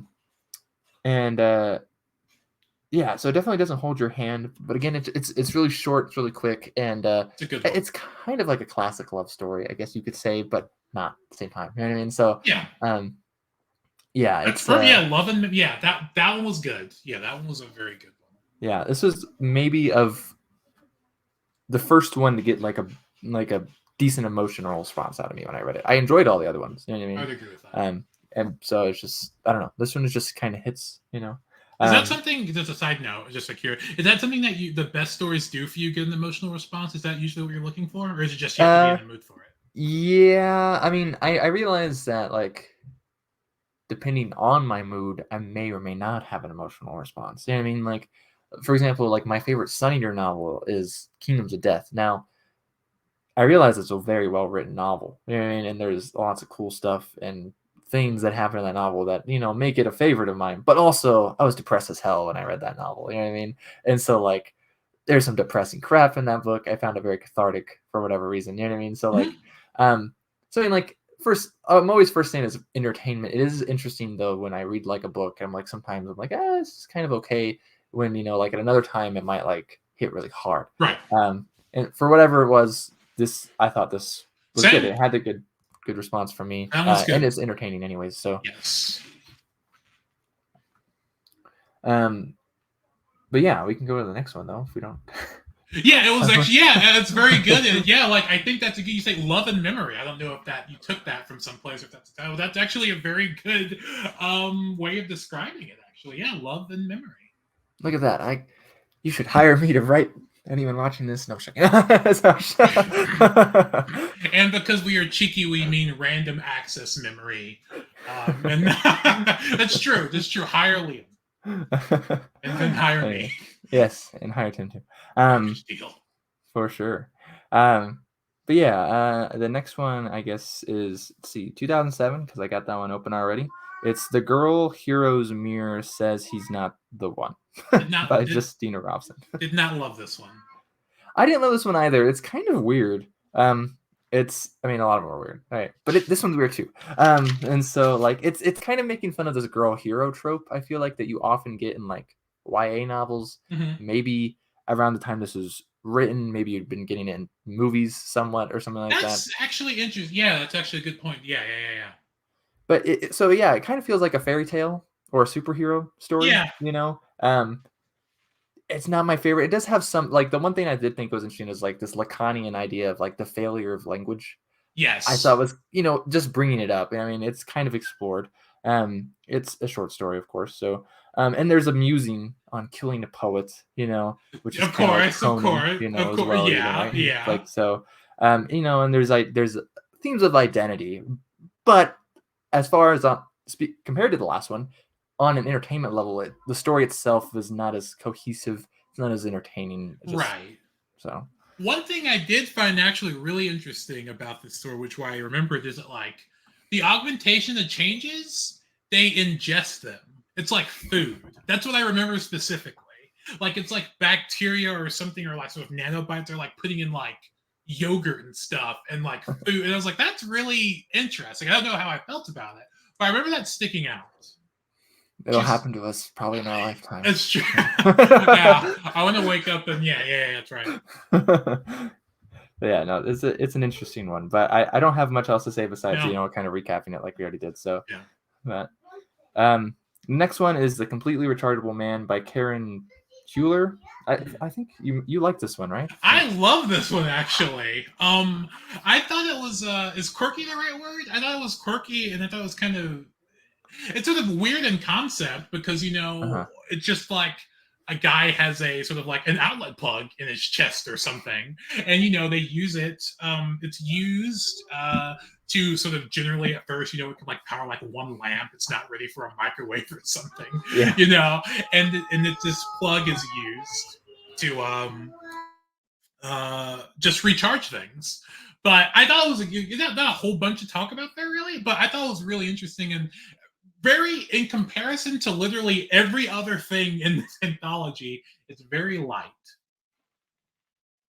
It is actually, and that's a good point.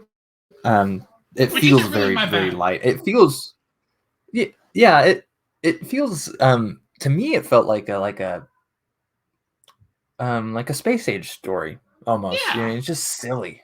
Yeah. I mean, there's some more modern themes to it. I mean, it feels cheesy, right? But it has this idea of like paying the electric company, Yeah. like And I is like that sort electricity of free? quirky stuff. I really enjoyed that, which is funny because, like I said, I'm not usually really super into sort of like just like light sort of fanciful stuff, but that was good. Maybe it was a breath of fresh air after reading the other Yeah, one, but I enjoyed that one. yeah, That and one was fun. I wasn't thinking about it at the time. I didn't put this in my notes, but it did just come to mind that I can't remember exactly why. So this woman is into him, kind of. You know what I mean? Yeah. Like, and I was like, I can't remember why she is, but part of me is thinking is like maybe it's because she realizes that he might be worthwhile. You know what I mean? Like Yeah. money wise in the future. Like, Maybe. I Yeah. mean, I'm not a woman. You know what I mean? Like, I don't even know. I'm not a psychologist either. You know what I mean? But like, Hmm. I just remember reading something once on like why you'll see a lot of like skimpy stuff, feels so to speak, on like Instagram or like TikTok or whatever, Uh and huh. it's because there's a limited number of men with like good jobs essentially, and so they Oh, have to right. like stand out more essentially, Hmm. and so like I don't know if it's a transaction, of course, you know what I mean? Like I don't know. I need to read the story, but that did come to mind when we were talking. So Liam says that I say it was love at first charge. ah, Thank you. it could just be that too, right? I mean, But it's also or that as well. Yeah, it was just really. I thought it was really interesting. Which and I don't really. Yeah, thank you. But really. I also don't know what I'm talking about, so I mean, like No, I'm no, just no. kind I of like think no. spitballing I think Liam has a point. You have a point. You're Liam. But yeah, I think it's really interesting. And like like fighting the electric company and just like how you're right that it like doesn't really say. They just kind of like flaunts to him, just goes to him and like isn't into him. But the point is that he's here and he's like a big deal and he's going to be better. So it does sort of talk about that, about like the potential of him and his outlet. So I think you have a point Yeah. Um. Wait. Well, sweet. I was hoping this would be around 2 hours. It looks like we might go a little over, but um, there. We might we shall have to see. come back, or depending on what you need. Yeah.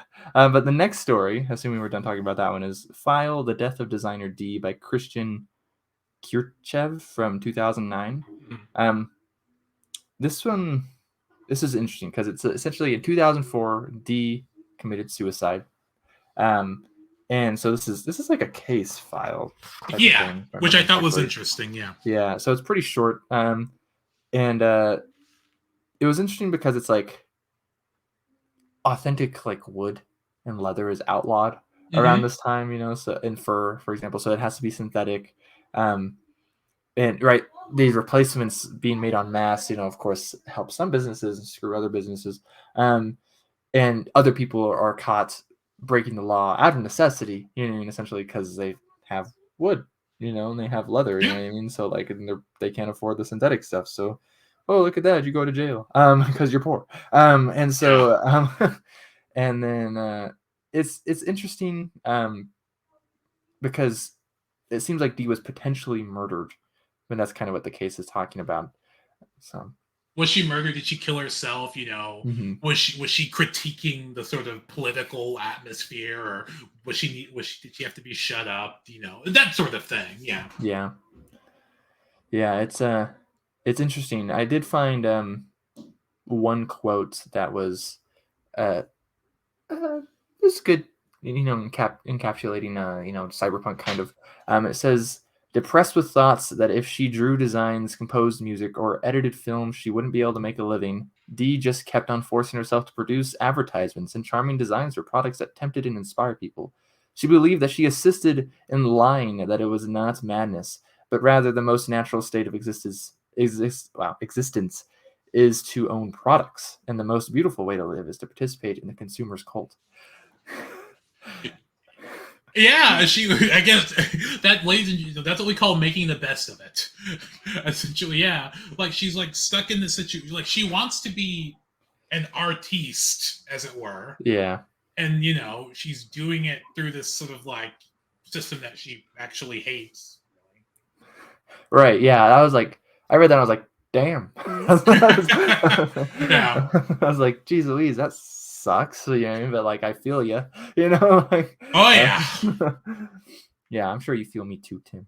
Thank you. So Thank you, yeah. man. So yeah, it's I don't know. I found this one. I liked it. You know, and like I like that. Yeah, it was a bit different. I like things that are sort of the narrative is a bit different. I like the case file of it. Sorry. Yeah. My wife is texting me. We've been going a while.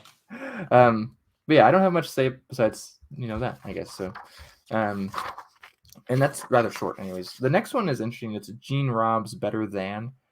It's from 2010. I'm not 100% sure, but this one seems like a Shadowrun story. It has to be, right?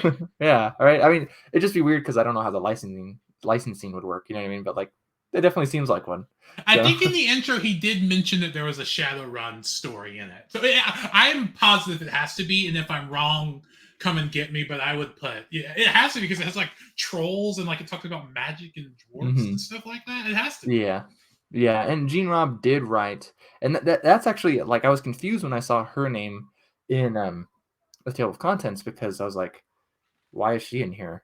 She wrote Forgotten Realms novels, right? That's what I know her for. Okay. So, any in particular? Oh my goodness. I swear I've read one by her at least. I know I have some. Wherever she is over there. Oh, she wrote Red Magic, but I haven't read it. I think she wrote Red Magic.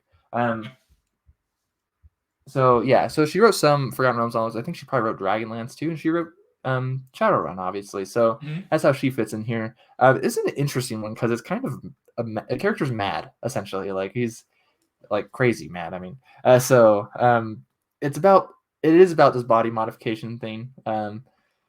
This sense of humanity, but in like this fantasy cyberpunk thing. Yeah. And is it just cosmetic or is it affecting you? I mean, it's just this transhuman idea, right? And wanting more and more.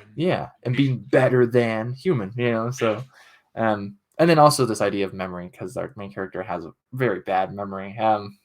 Which I assume is right. Yeah. And actually, I remember I have read Red Magic. That's a Red Wizards of Thay one, right? Yeah. Yeah, because I love the Red Wizards of Thay. Yeah, that one is. I actually have read that random because I selected it as 500, but I actually have read that one. It's good because if I remember correctly, yeah. There's like a wizard in red robes on the cover, right? Yeah. Look at that. You read it. I haven't. I have a copy of it, but I haven't read it yet. I think it's like Harper's number 2 or 3 or something. Yeah, because I haven't read all of the Harpers, but I know I've read that one just because for a while I was really into the Red Wizards of Thay. Nice, yeah, they're worthy of being into. But yeah. I don't have much else to say on this one.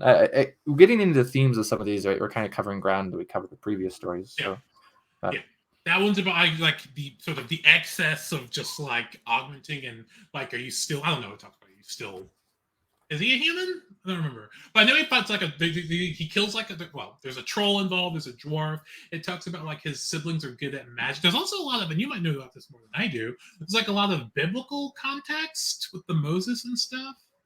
Oh yeah, our main character, he is like he connects himself to the Bible and he quotes the Bible and at least a few times, especially when he like hears a character is like where he's thinking about his sister, his name's like Ruth or something like that, and he's like, so he'll think about the scriptures that deal with Ruth in the Bible or whatever. So yeah, it's very interesting.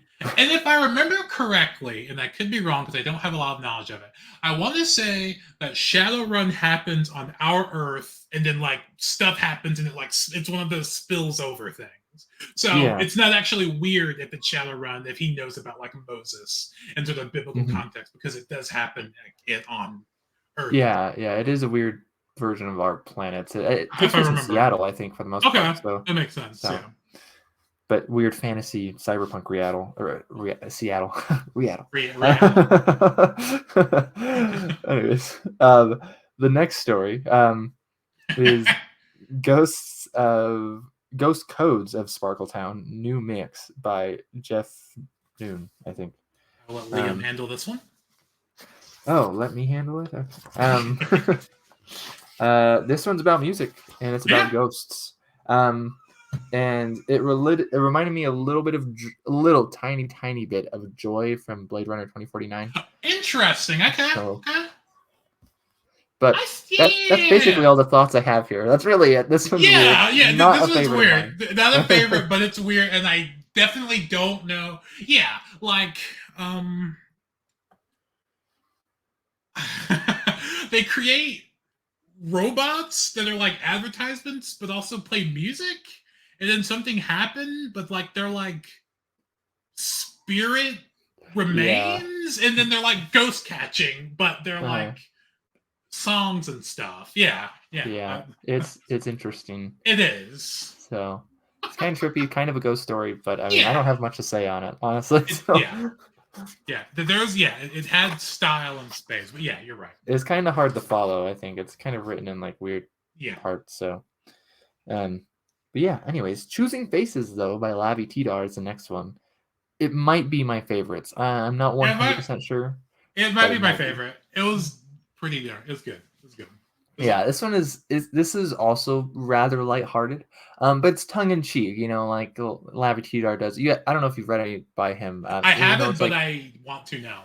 Okay, it's like Fall Out Boy tongue in cheek, in my opinion. You know, so it's just like he's like it's over. It's not. Deep, there's no deep fake here. You know, it's you literally copy the famous people. And you have like, oh, I got a copy of Elvis at home, you know, type of thing. So like, and it's so weird. I'll give you a Margaret Thatcher for one Elvis circa 1963. Because they're different kinds of Elvises, right? Are all of his stories kind of like tongue-in-cheek like that, or no? They're not also silly so much. They're just, there's always just, I personally, I always find it something funny, you know, whether it's like overly funny or not. You know what I mean? Like, for example, this the circumference of the world is making fun of Scientology. You know what I mean? But it's not a joke at the same time. You know, it's not funny, you know, but it's making fun of Scientology, right? So like, it's making fun of stuff like that. Yeah, his collection of stories that's like in one space station is absolutely high on my list because you talked about it, and then this was my first time reading him, and I thought this was awesome. So I'll have to read that soon. Yeah, Central Station is awesome. It's a cyberpunk, but it's like weird magical realism cyberpunk with vampires. So it's, just to put it bluntly, dope as hell. So I mean, like, Central Station is my favorite book I've read this year so far. So I mean, yeah, it's up next. Yeah, it's great. But this is a weird story, right? You're just making a bunch of copies like this. You get problems with this, like making a copy of a dead, you know, King of England or something like that, and then like who deserves to rule the throne, or like they make a copy of Donald Trump, or you know, and like can he access Donald Trump's bank accounts? You know what I mean? Because he's Donald Trump, or I mean, is he? I mean, I don't know. He's a copy of Donald Trump, so and like different really like funny. Different like created like political leaders like starting different nations and that sort of thing. Yeah, it was really, and like the copyright agency is essentially like the FBI. Not even the FBI, they're like Navy SEALs almost. Yeah. And there's two main characters actually. There's Bruce, who is a copy. You know what I mean? Though he doesn't seem to think he is because he hunts them. Or at least he kind of vaguely does. And Pam, who hates him but is like sleeping with him. And then the story is so whack. Oh my goodness. It does have like the baby Jesus part is just so stinking funny. But like I had a good time. I read that a couple of times. I was like, this is awesome. And I didn't even expect that. Like, oh, okay, well, because they take the Shroud of Turin. I was like, okay. Yeah. Well, I just think it's ironic because Tidar is a Jew, and so it's just funny to me. But I mean, like, but it just worked so well. I was like. And I knew that was going to happen as soon as the Shroud of Turin came up. I was like, oh my goodness. Like, but like the last line is still killer.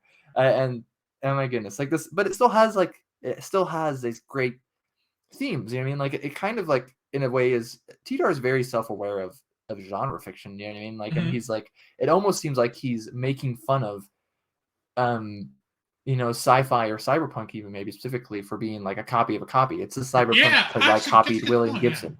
So I mean, like, and so like he's very self-aware of that, you know, which is cool, and that it is what a lot of speculative fiction is. Anyway, you're just copying the person who copied the person before them, who copied the person before them. So you just get this weird fake fantasy thing, you know, that is just bad because you haven't read anything else.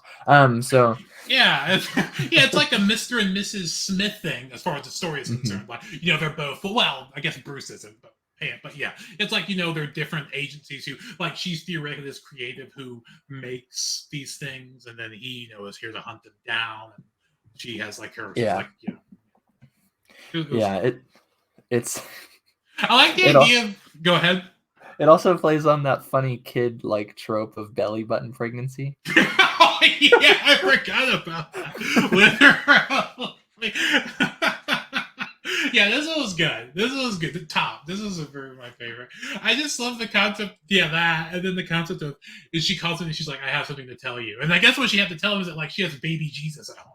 Like, oh man, that was good. It's such an absurd story. Like you can't pass John the Baptist with an Uzi, Like, yeah. And then there were like the 9 like Mother Teresas. Yeah, yeah. That was awesome. But this is like good. This is not like insanely far fetched if this is what the world is like, So I mean, like it's pretty interesting. It does actually. I think Hubbard is actually mentioned in the story, so it kind of prefigures his later writing of Circumference of the World, which just came out this year, but last month actually. But yeah. Anyways, for the sake of time, I feel like we should go on, but that might be my favorite. So it's probably my favorite. It's up there. It's got to be my favorite. I think so. I think there's only one after this that personally maybe, but I'd still probably say Choosing Faces. So I bet it's the same one I'm thinking of. I don't know. We'll see. There's some good ones we still have to talk about. So, so the next one is I Tell Thee All I Can No More. Did I write that out right? Because that sounds I Tell Thee All I Can No More. Oh, the one about drones and having. Oh my goodness! I don't want to talk about this one. Besides, to get it over really quick.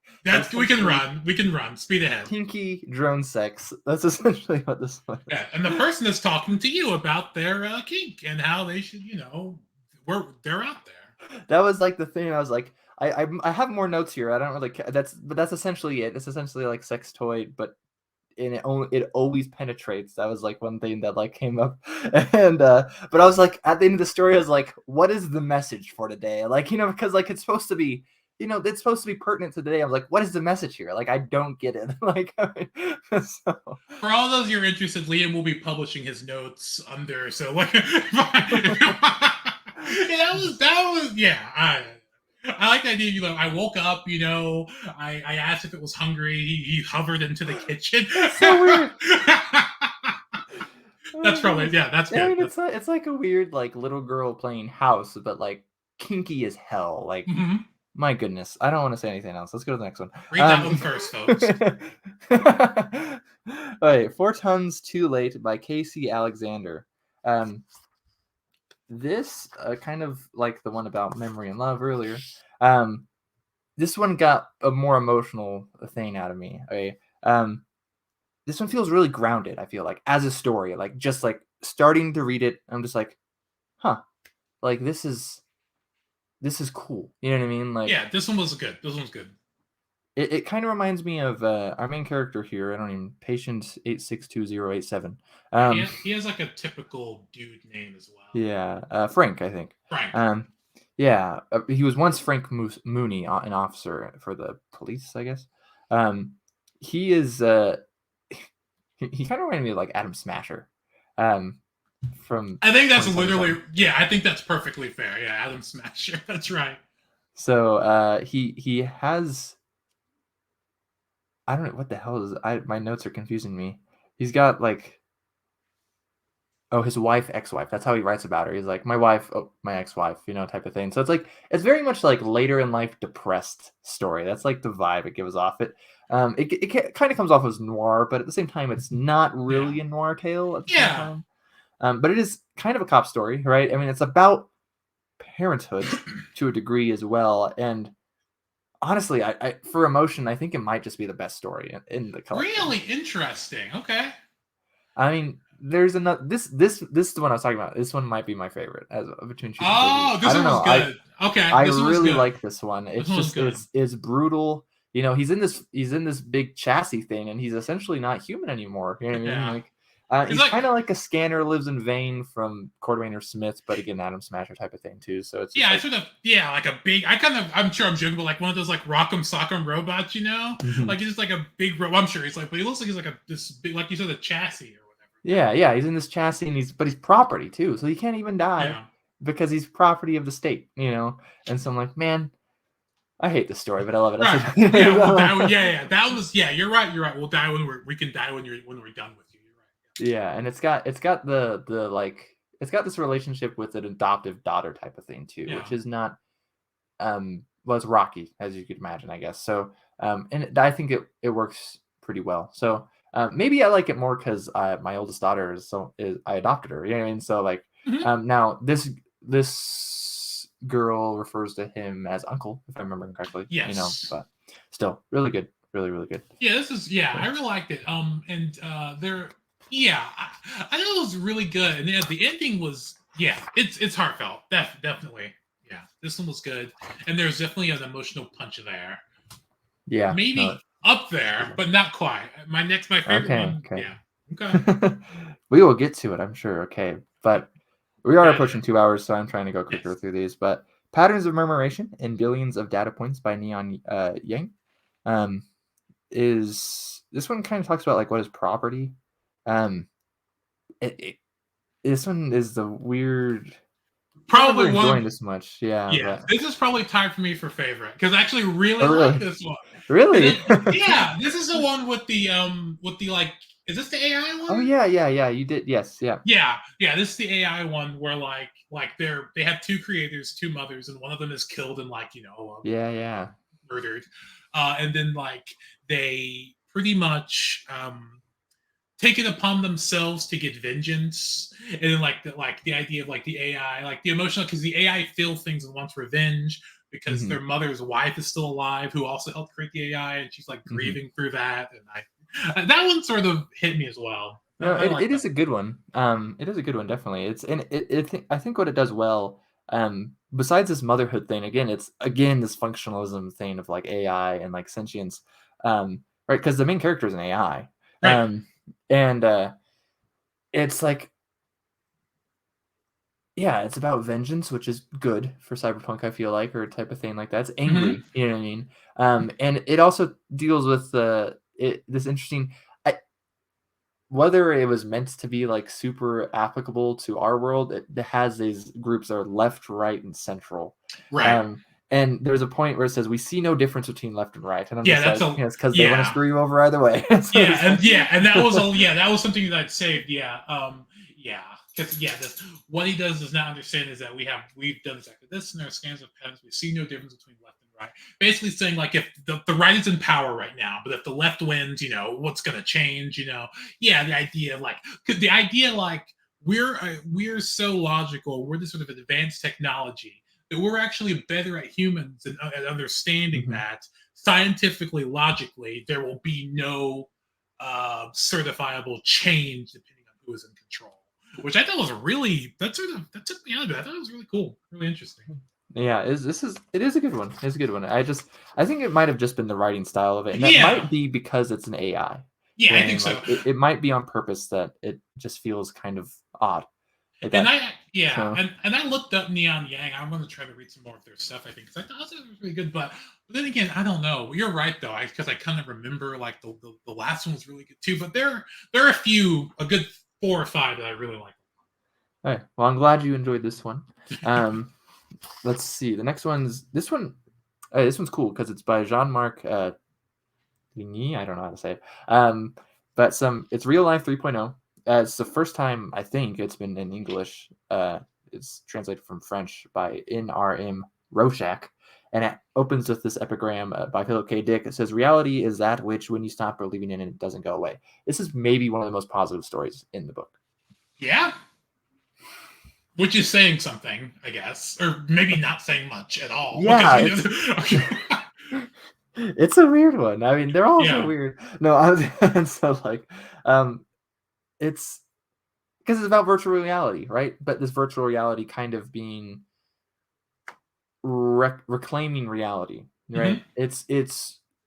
I feel like it comfortably you could label it utopian science fiction. You know what I mean? Yeah. Which you don't get a ton of these days, especially with Cyberpunk, which is almost inherently dystopian.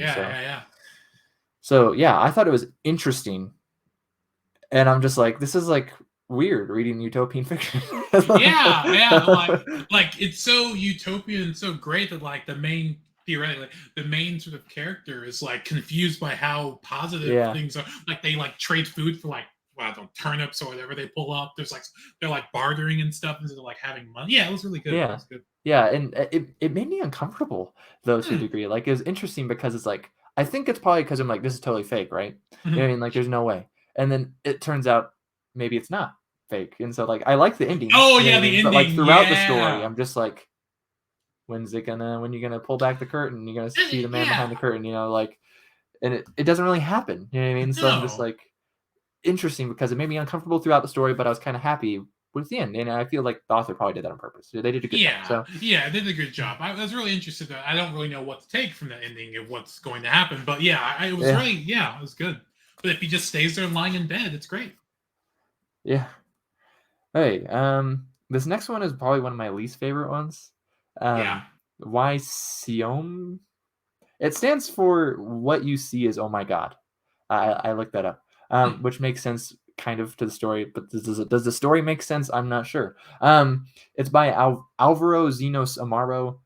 It's the story's all over the place. I think It's so. like I mean, I'm glad it's short. Essentially, like that's how I felt when I finished it. I mean, I like the idea, kind of.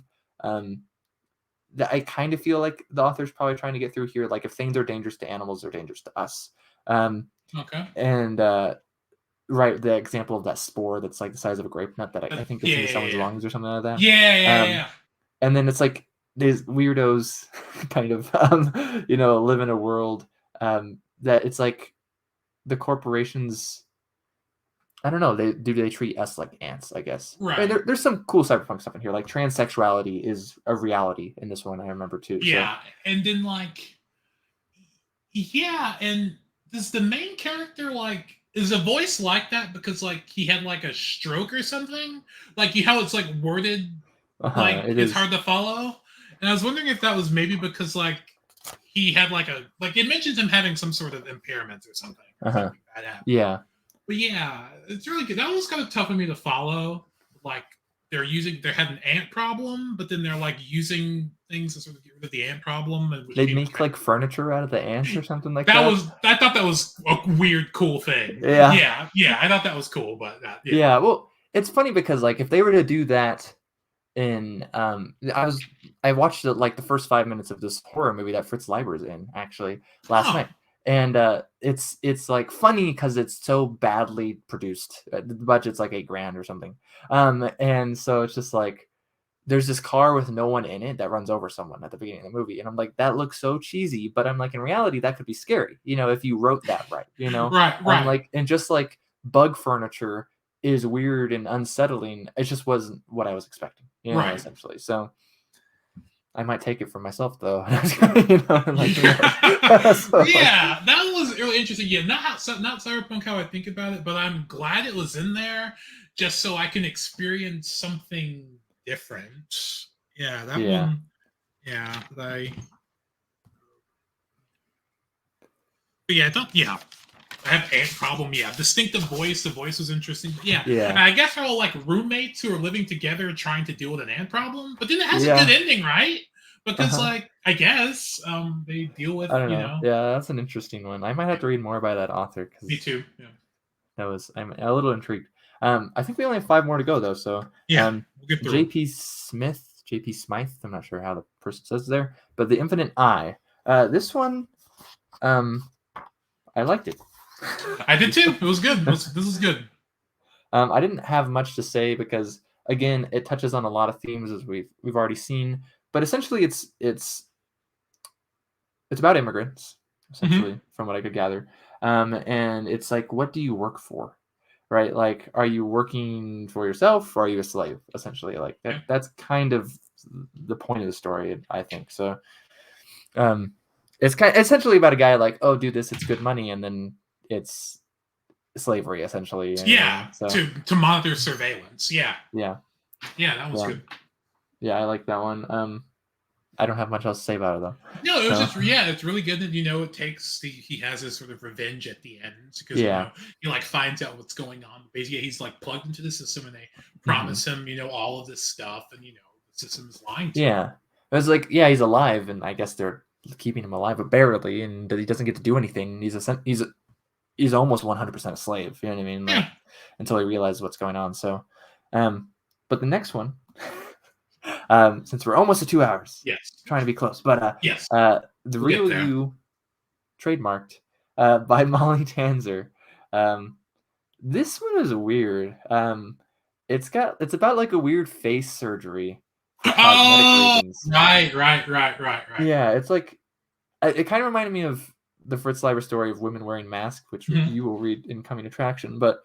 It seems like only women get them done, though, in this world. It's kind of like a boob job. That's what they compare it to. Literally, they compare it to like some sort of cosmetological sort of, some sort of surgery, like a boob job or like a nose job or that sort of thing, a cosmetic thing. Yeah, and they said that it makes them look like a mannequin or a Cycladic sculpture, which I thought was funny because they look hilarious. So I mean, I was like, why would you like? I don't get this at all. No. And I wasn't 100% sure. Is it literally a mask? Because it seems like it's actually your face.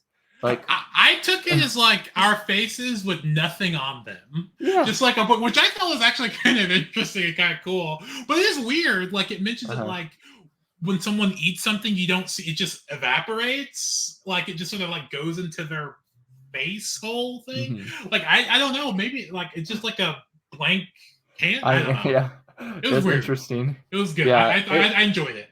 It does seem kind of to touch on maybe that like that Red Sonja one a little bit, like where it's like, is it because it seems like a woman thing, in this story, right? And so like how does that, just basically how women are treated in society, but also like just weird like cosmetic things that people come up with. So I don't have much else to say. Yeah, kind of like some of these are kind of like slice of lifey, and this one was but this one obviously is kind of quite sad, Yeah, it's like it's about her cheating and like other people not liking her because of that. I thought was hilarious was there's someone named Susie and the way that was spelt. It was like, oh my goodness. I was like, that was so this is like a domestic thing. Yeah, no, it was an interesting one. It was easy to read too, so that's good. The next one, if we're done with that one, I know we're going rapid through these now, which is fine because I don't know how to say this person's name. Aleš. I don't know. Kot. I don't know. But A Life of Its Own is a story from 2019. This is essentially a horror story, if I'm remembering correctly. Oh yeah, it's the other AI one or virtual reality one. Virtual reality. Like she it's kind of like the one we just read. French, where she's giving an invitation to live in like this other world or something. By like the brand and like the brand. She sort of like falls in love with like this AI thing who is learning how to live and to exist. Like it's almost like it's a baby. Like it's a new program, really, kind of learning to be. Yeah, it was interesting because it's like if you're in here longer than 10 hours, you're stuck in here screwed. Like you're screwed. Right. And then it's like, but like it's nice on the inside, right? It's like utopian almost. You know what I mean? But it's like being plugged in, kind of like the Matrix. Yeah. And so I mean, you do have a choice, but they're like very not lenient about it. And you're like, oh, you agreed to the user's license agreement or whatever. And it's interesting though because it's like super monopoly essentially, right? Like it's the brand is capital B, okay? Yes. Like, and it's a fighting against life itself, is what the character says at one point or something like that. It's not fighting against other brands, so that was an interesting one.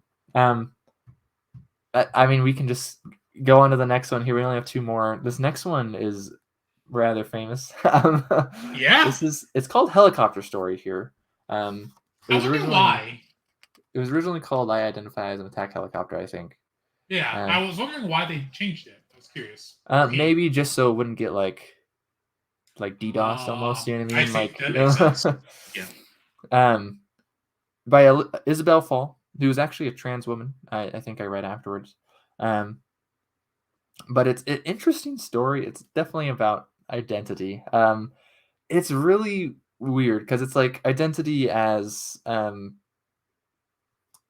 like as innate, gender as innate, specifically Right. gender as performance for society, and gender as a weapon of A the weapon. state. Yeah. Yeah, which is like what? And like, yeah, and the idea that like that is a natural evolution of gender. To Yeah, like be sort of, yeah. and it's interesting because it's like, to me, I was like, gender as a weapon, like, isn't that just an occupation? But Yeah. weaponized by the state, and I'm Right. like, okay, well, the state today is literally not weaponized gender, but maybe to a degree, sure. I mean, they'll pull your strings however they can. You know what I mean? Mm-hmm. And so it's just like, it's just a very interesting story. It's very, very, very much about gender. You know Yes, what I mean? it's Like, very, yeah, it's very sort of dense, and there's a lot of sort of information and themes, and it's very grounded in gender. Yes, yeah, yeah. and there's a I mean, whole, yeah. I feel like we could talk about this one for a whole another hour, Oh, to be I'm sure honest. this could be a course. I'm sure. Yeah. Yeah. So it's very interesting. I mean, as far as the story itself goes, like, this person's not literally a helicopter. We find out she still has a body. She seems to be some Korean person as well. Mhm. But her gender is in. She's the pilot essentially. You know what I mean? And but the other gender of attack helicopter is the gunner, Right. essentially, right? And that's like this relationship they have. But it breaks down. She comes off as very psychotic.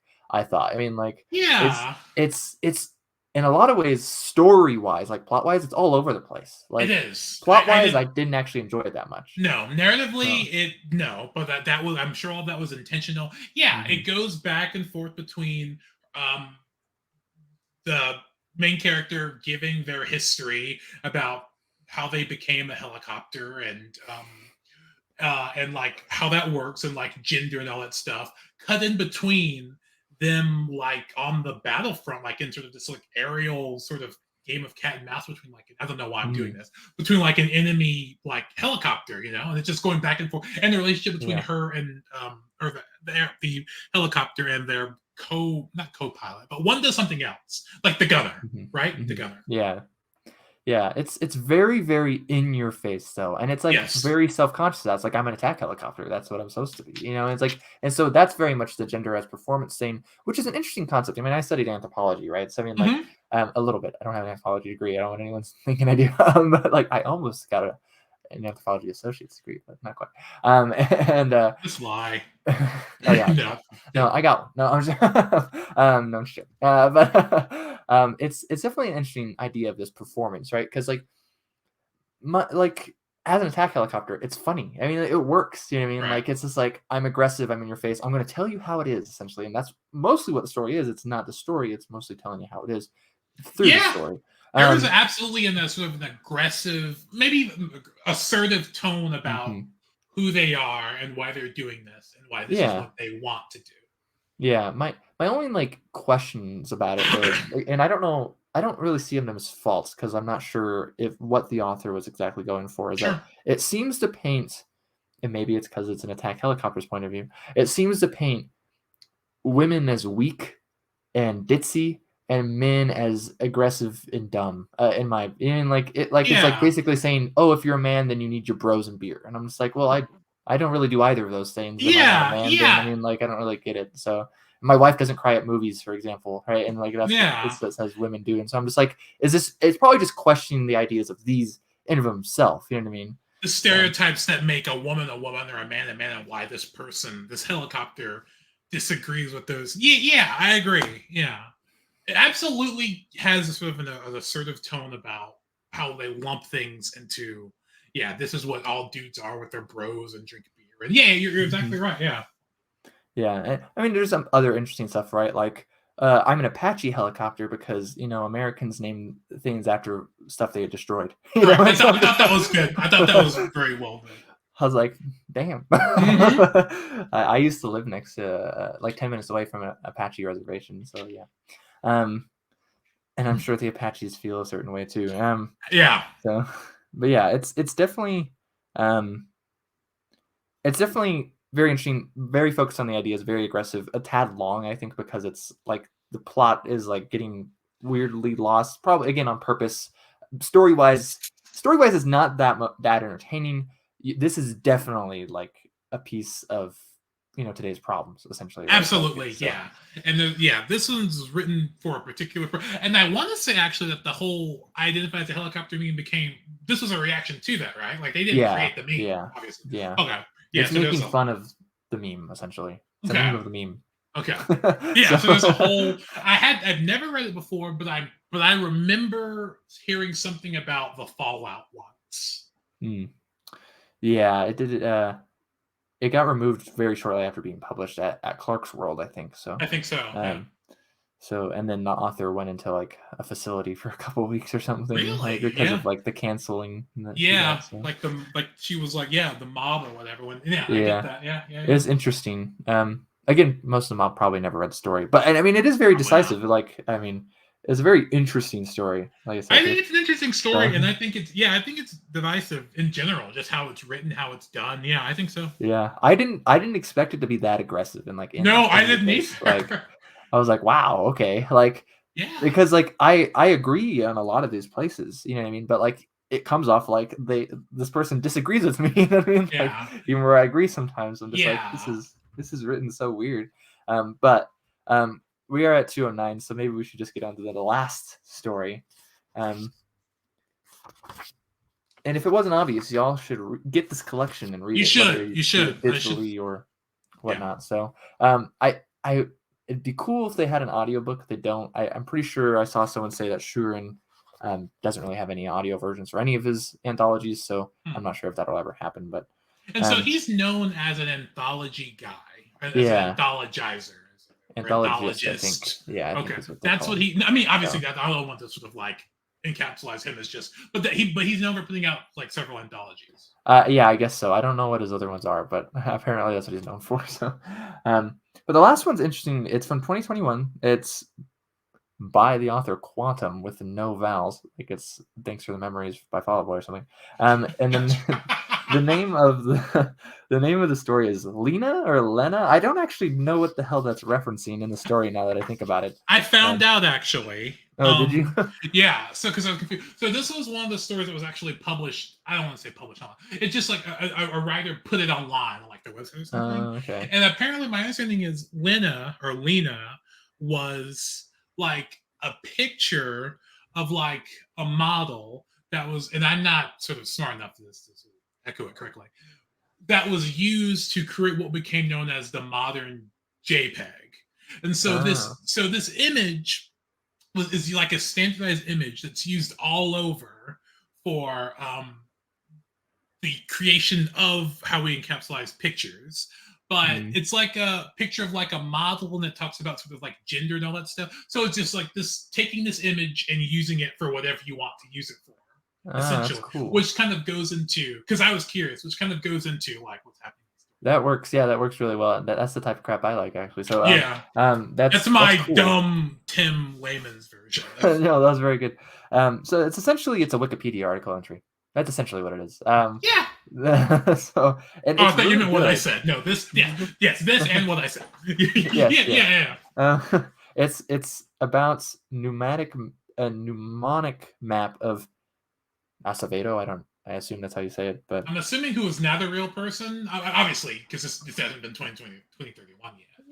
Yeah, it does. They did give like a birth year, 2010. So Acevedo, Miguel Alvarez Acevedo could exist out there. That's right. That'd be funny. But essentially, it's the same thing as this taping thing. Essentially, his brain is taking a picture of essentially his mind, his consciousness in like 2031 or something like that, and so it is essentially public domain.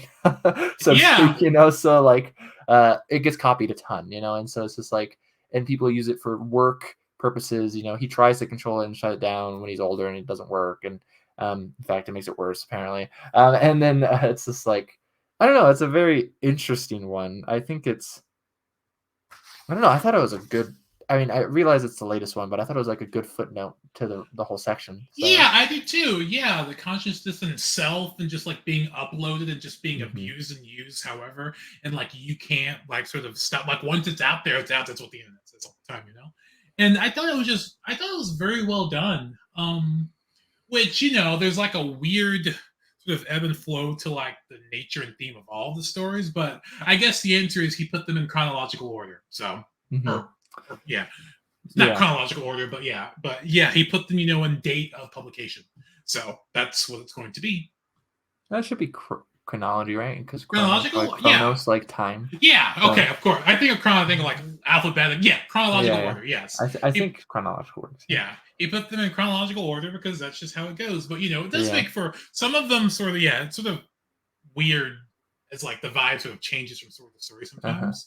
And sometimes it doesn't. But and this one's definitely interesting because I felt like almost alienated by the end of the article, the story, right? Because it's like it's farther in the future, and essentially this Acevedo person is also alienated because when he gets uploaded, they tell him he's still alive, and they they act like it's closer to the year that he uploaded this version of himself, and it's kind of temperamental, and you have to deal with it in certain ways, or it'll freak out. And then far enough in the future, it's basically useless, except for historical linguistics purposes, which I thought was interesting. So it's eventually the English and Spanish kind of was just archaic, right? But you can study it, actually, because if you're going to study sort of because it mentions that it's a version of English and Spanish is always pretty much antiquated in comparison to what's so it's interesting.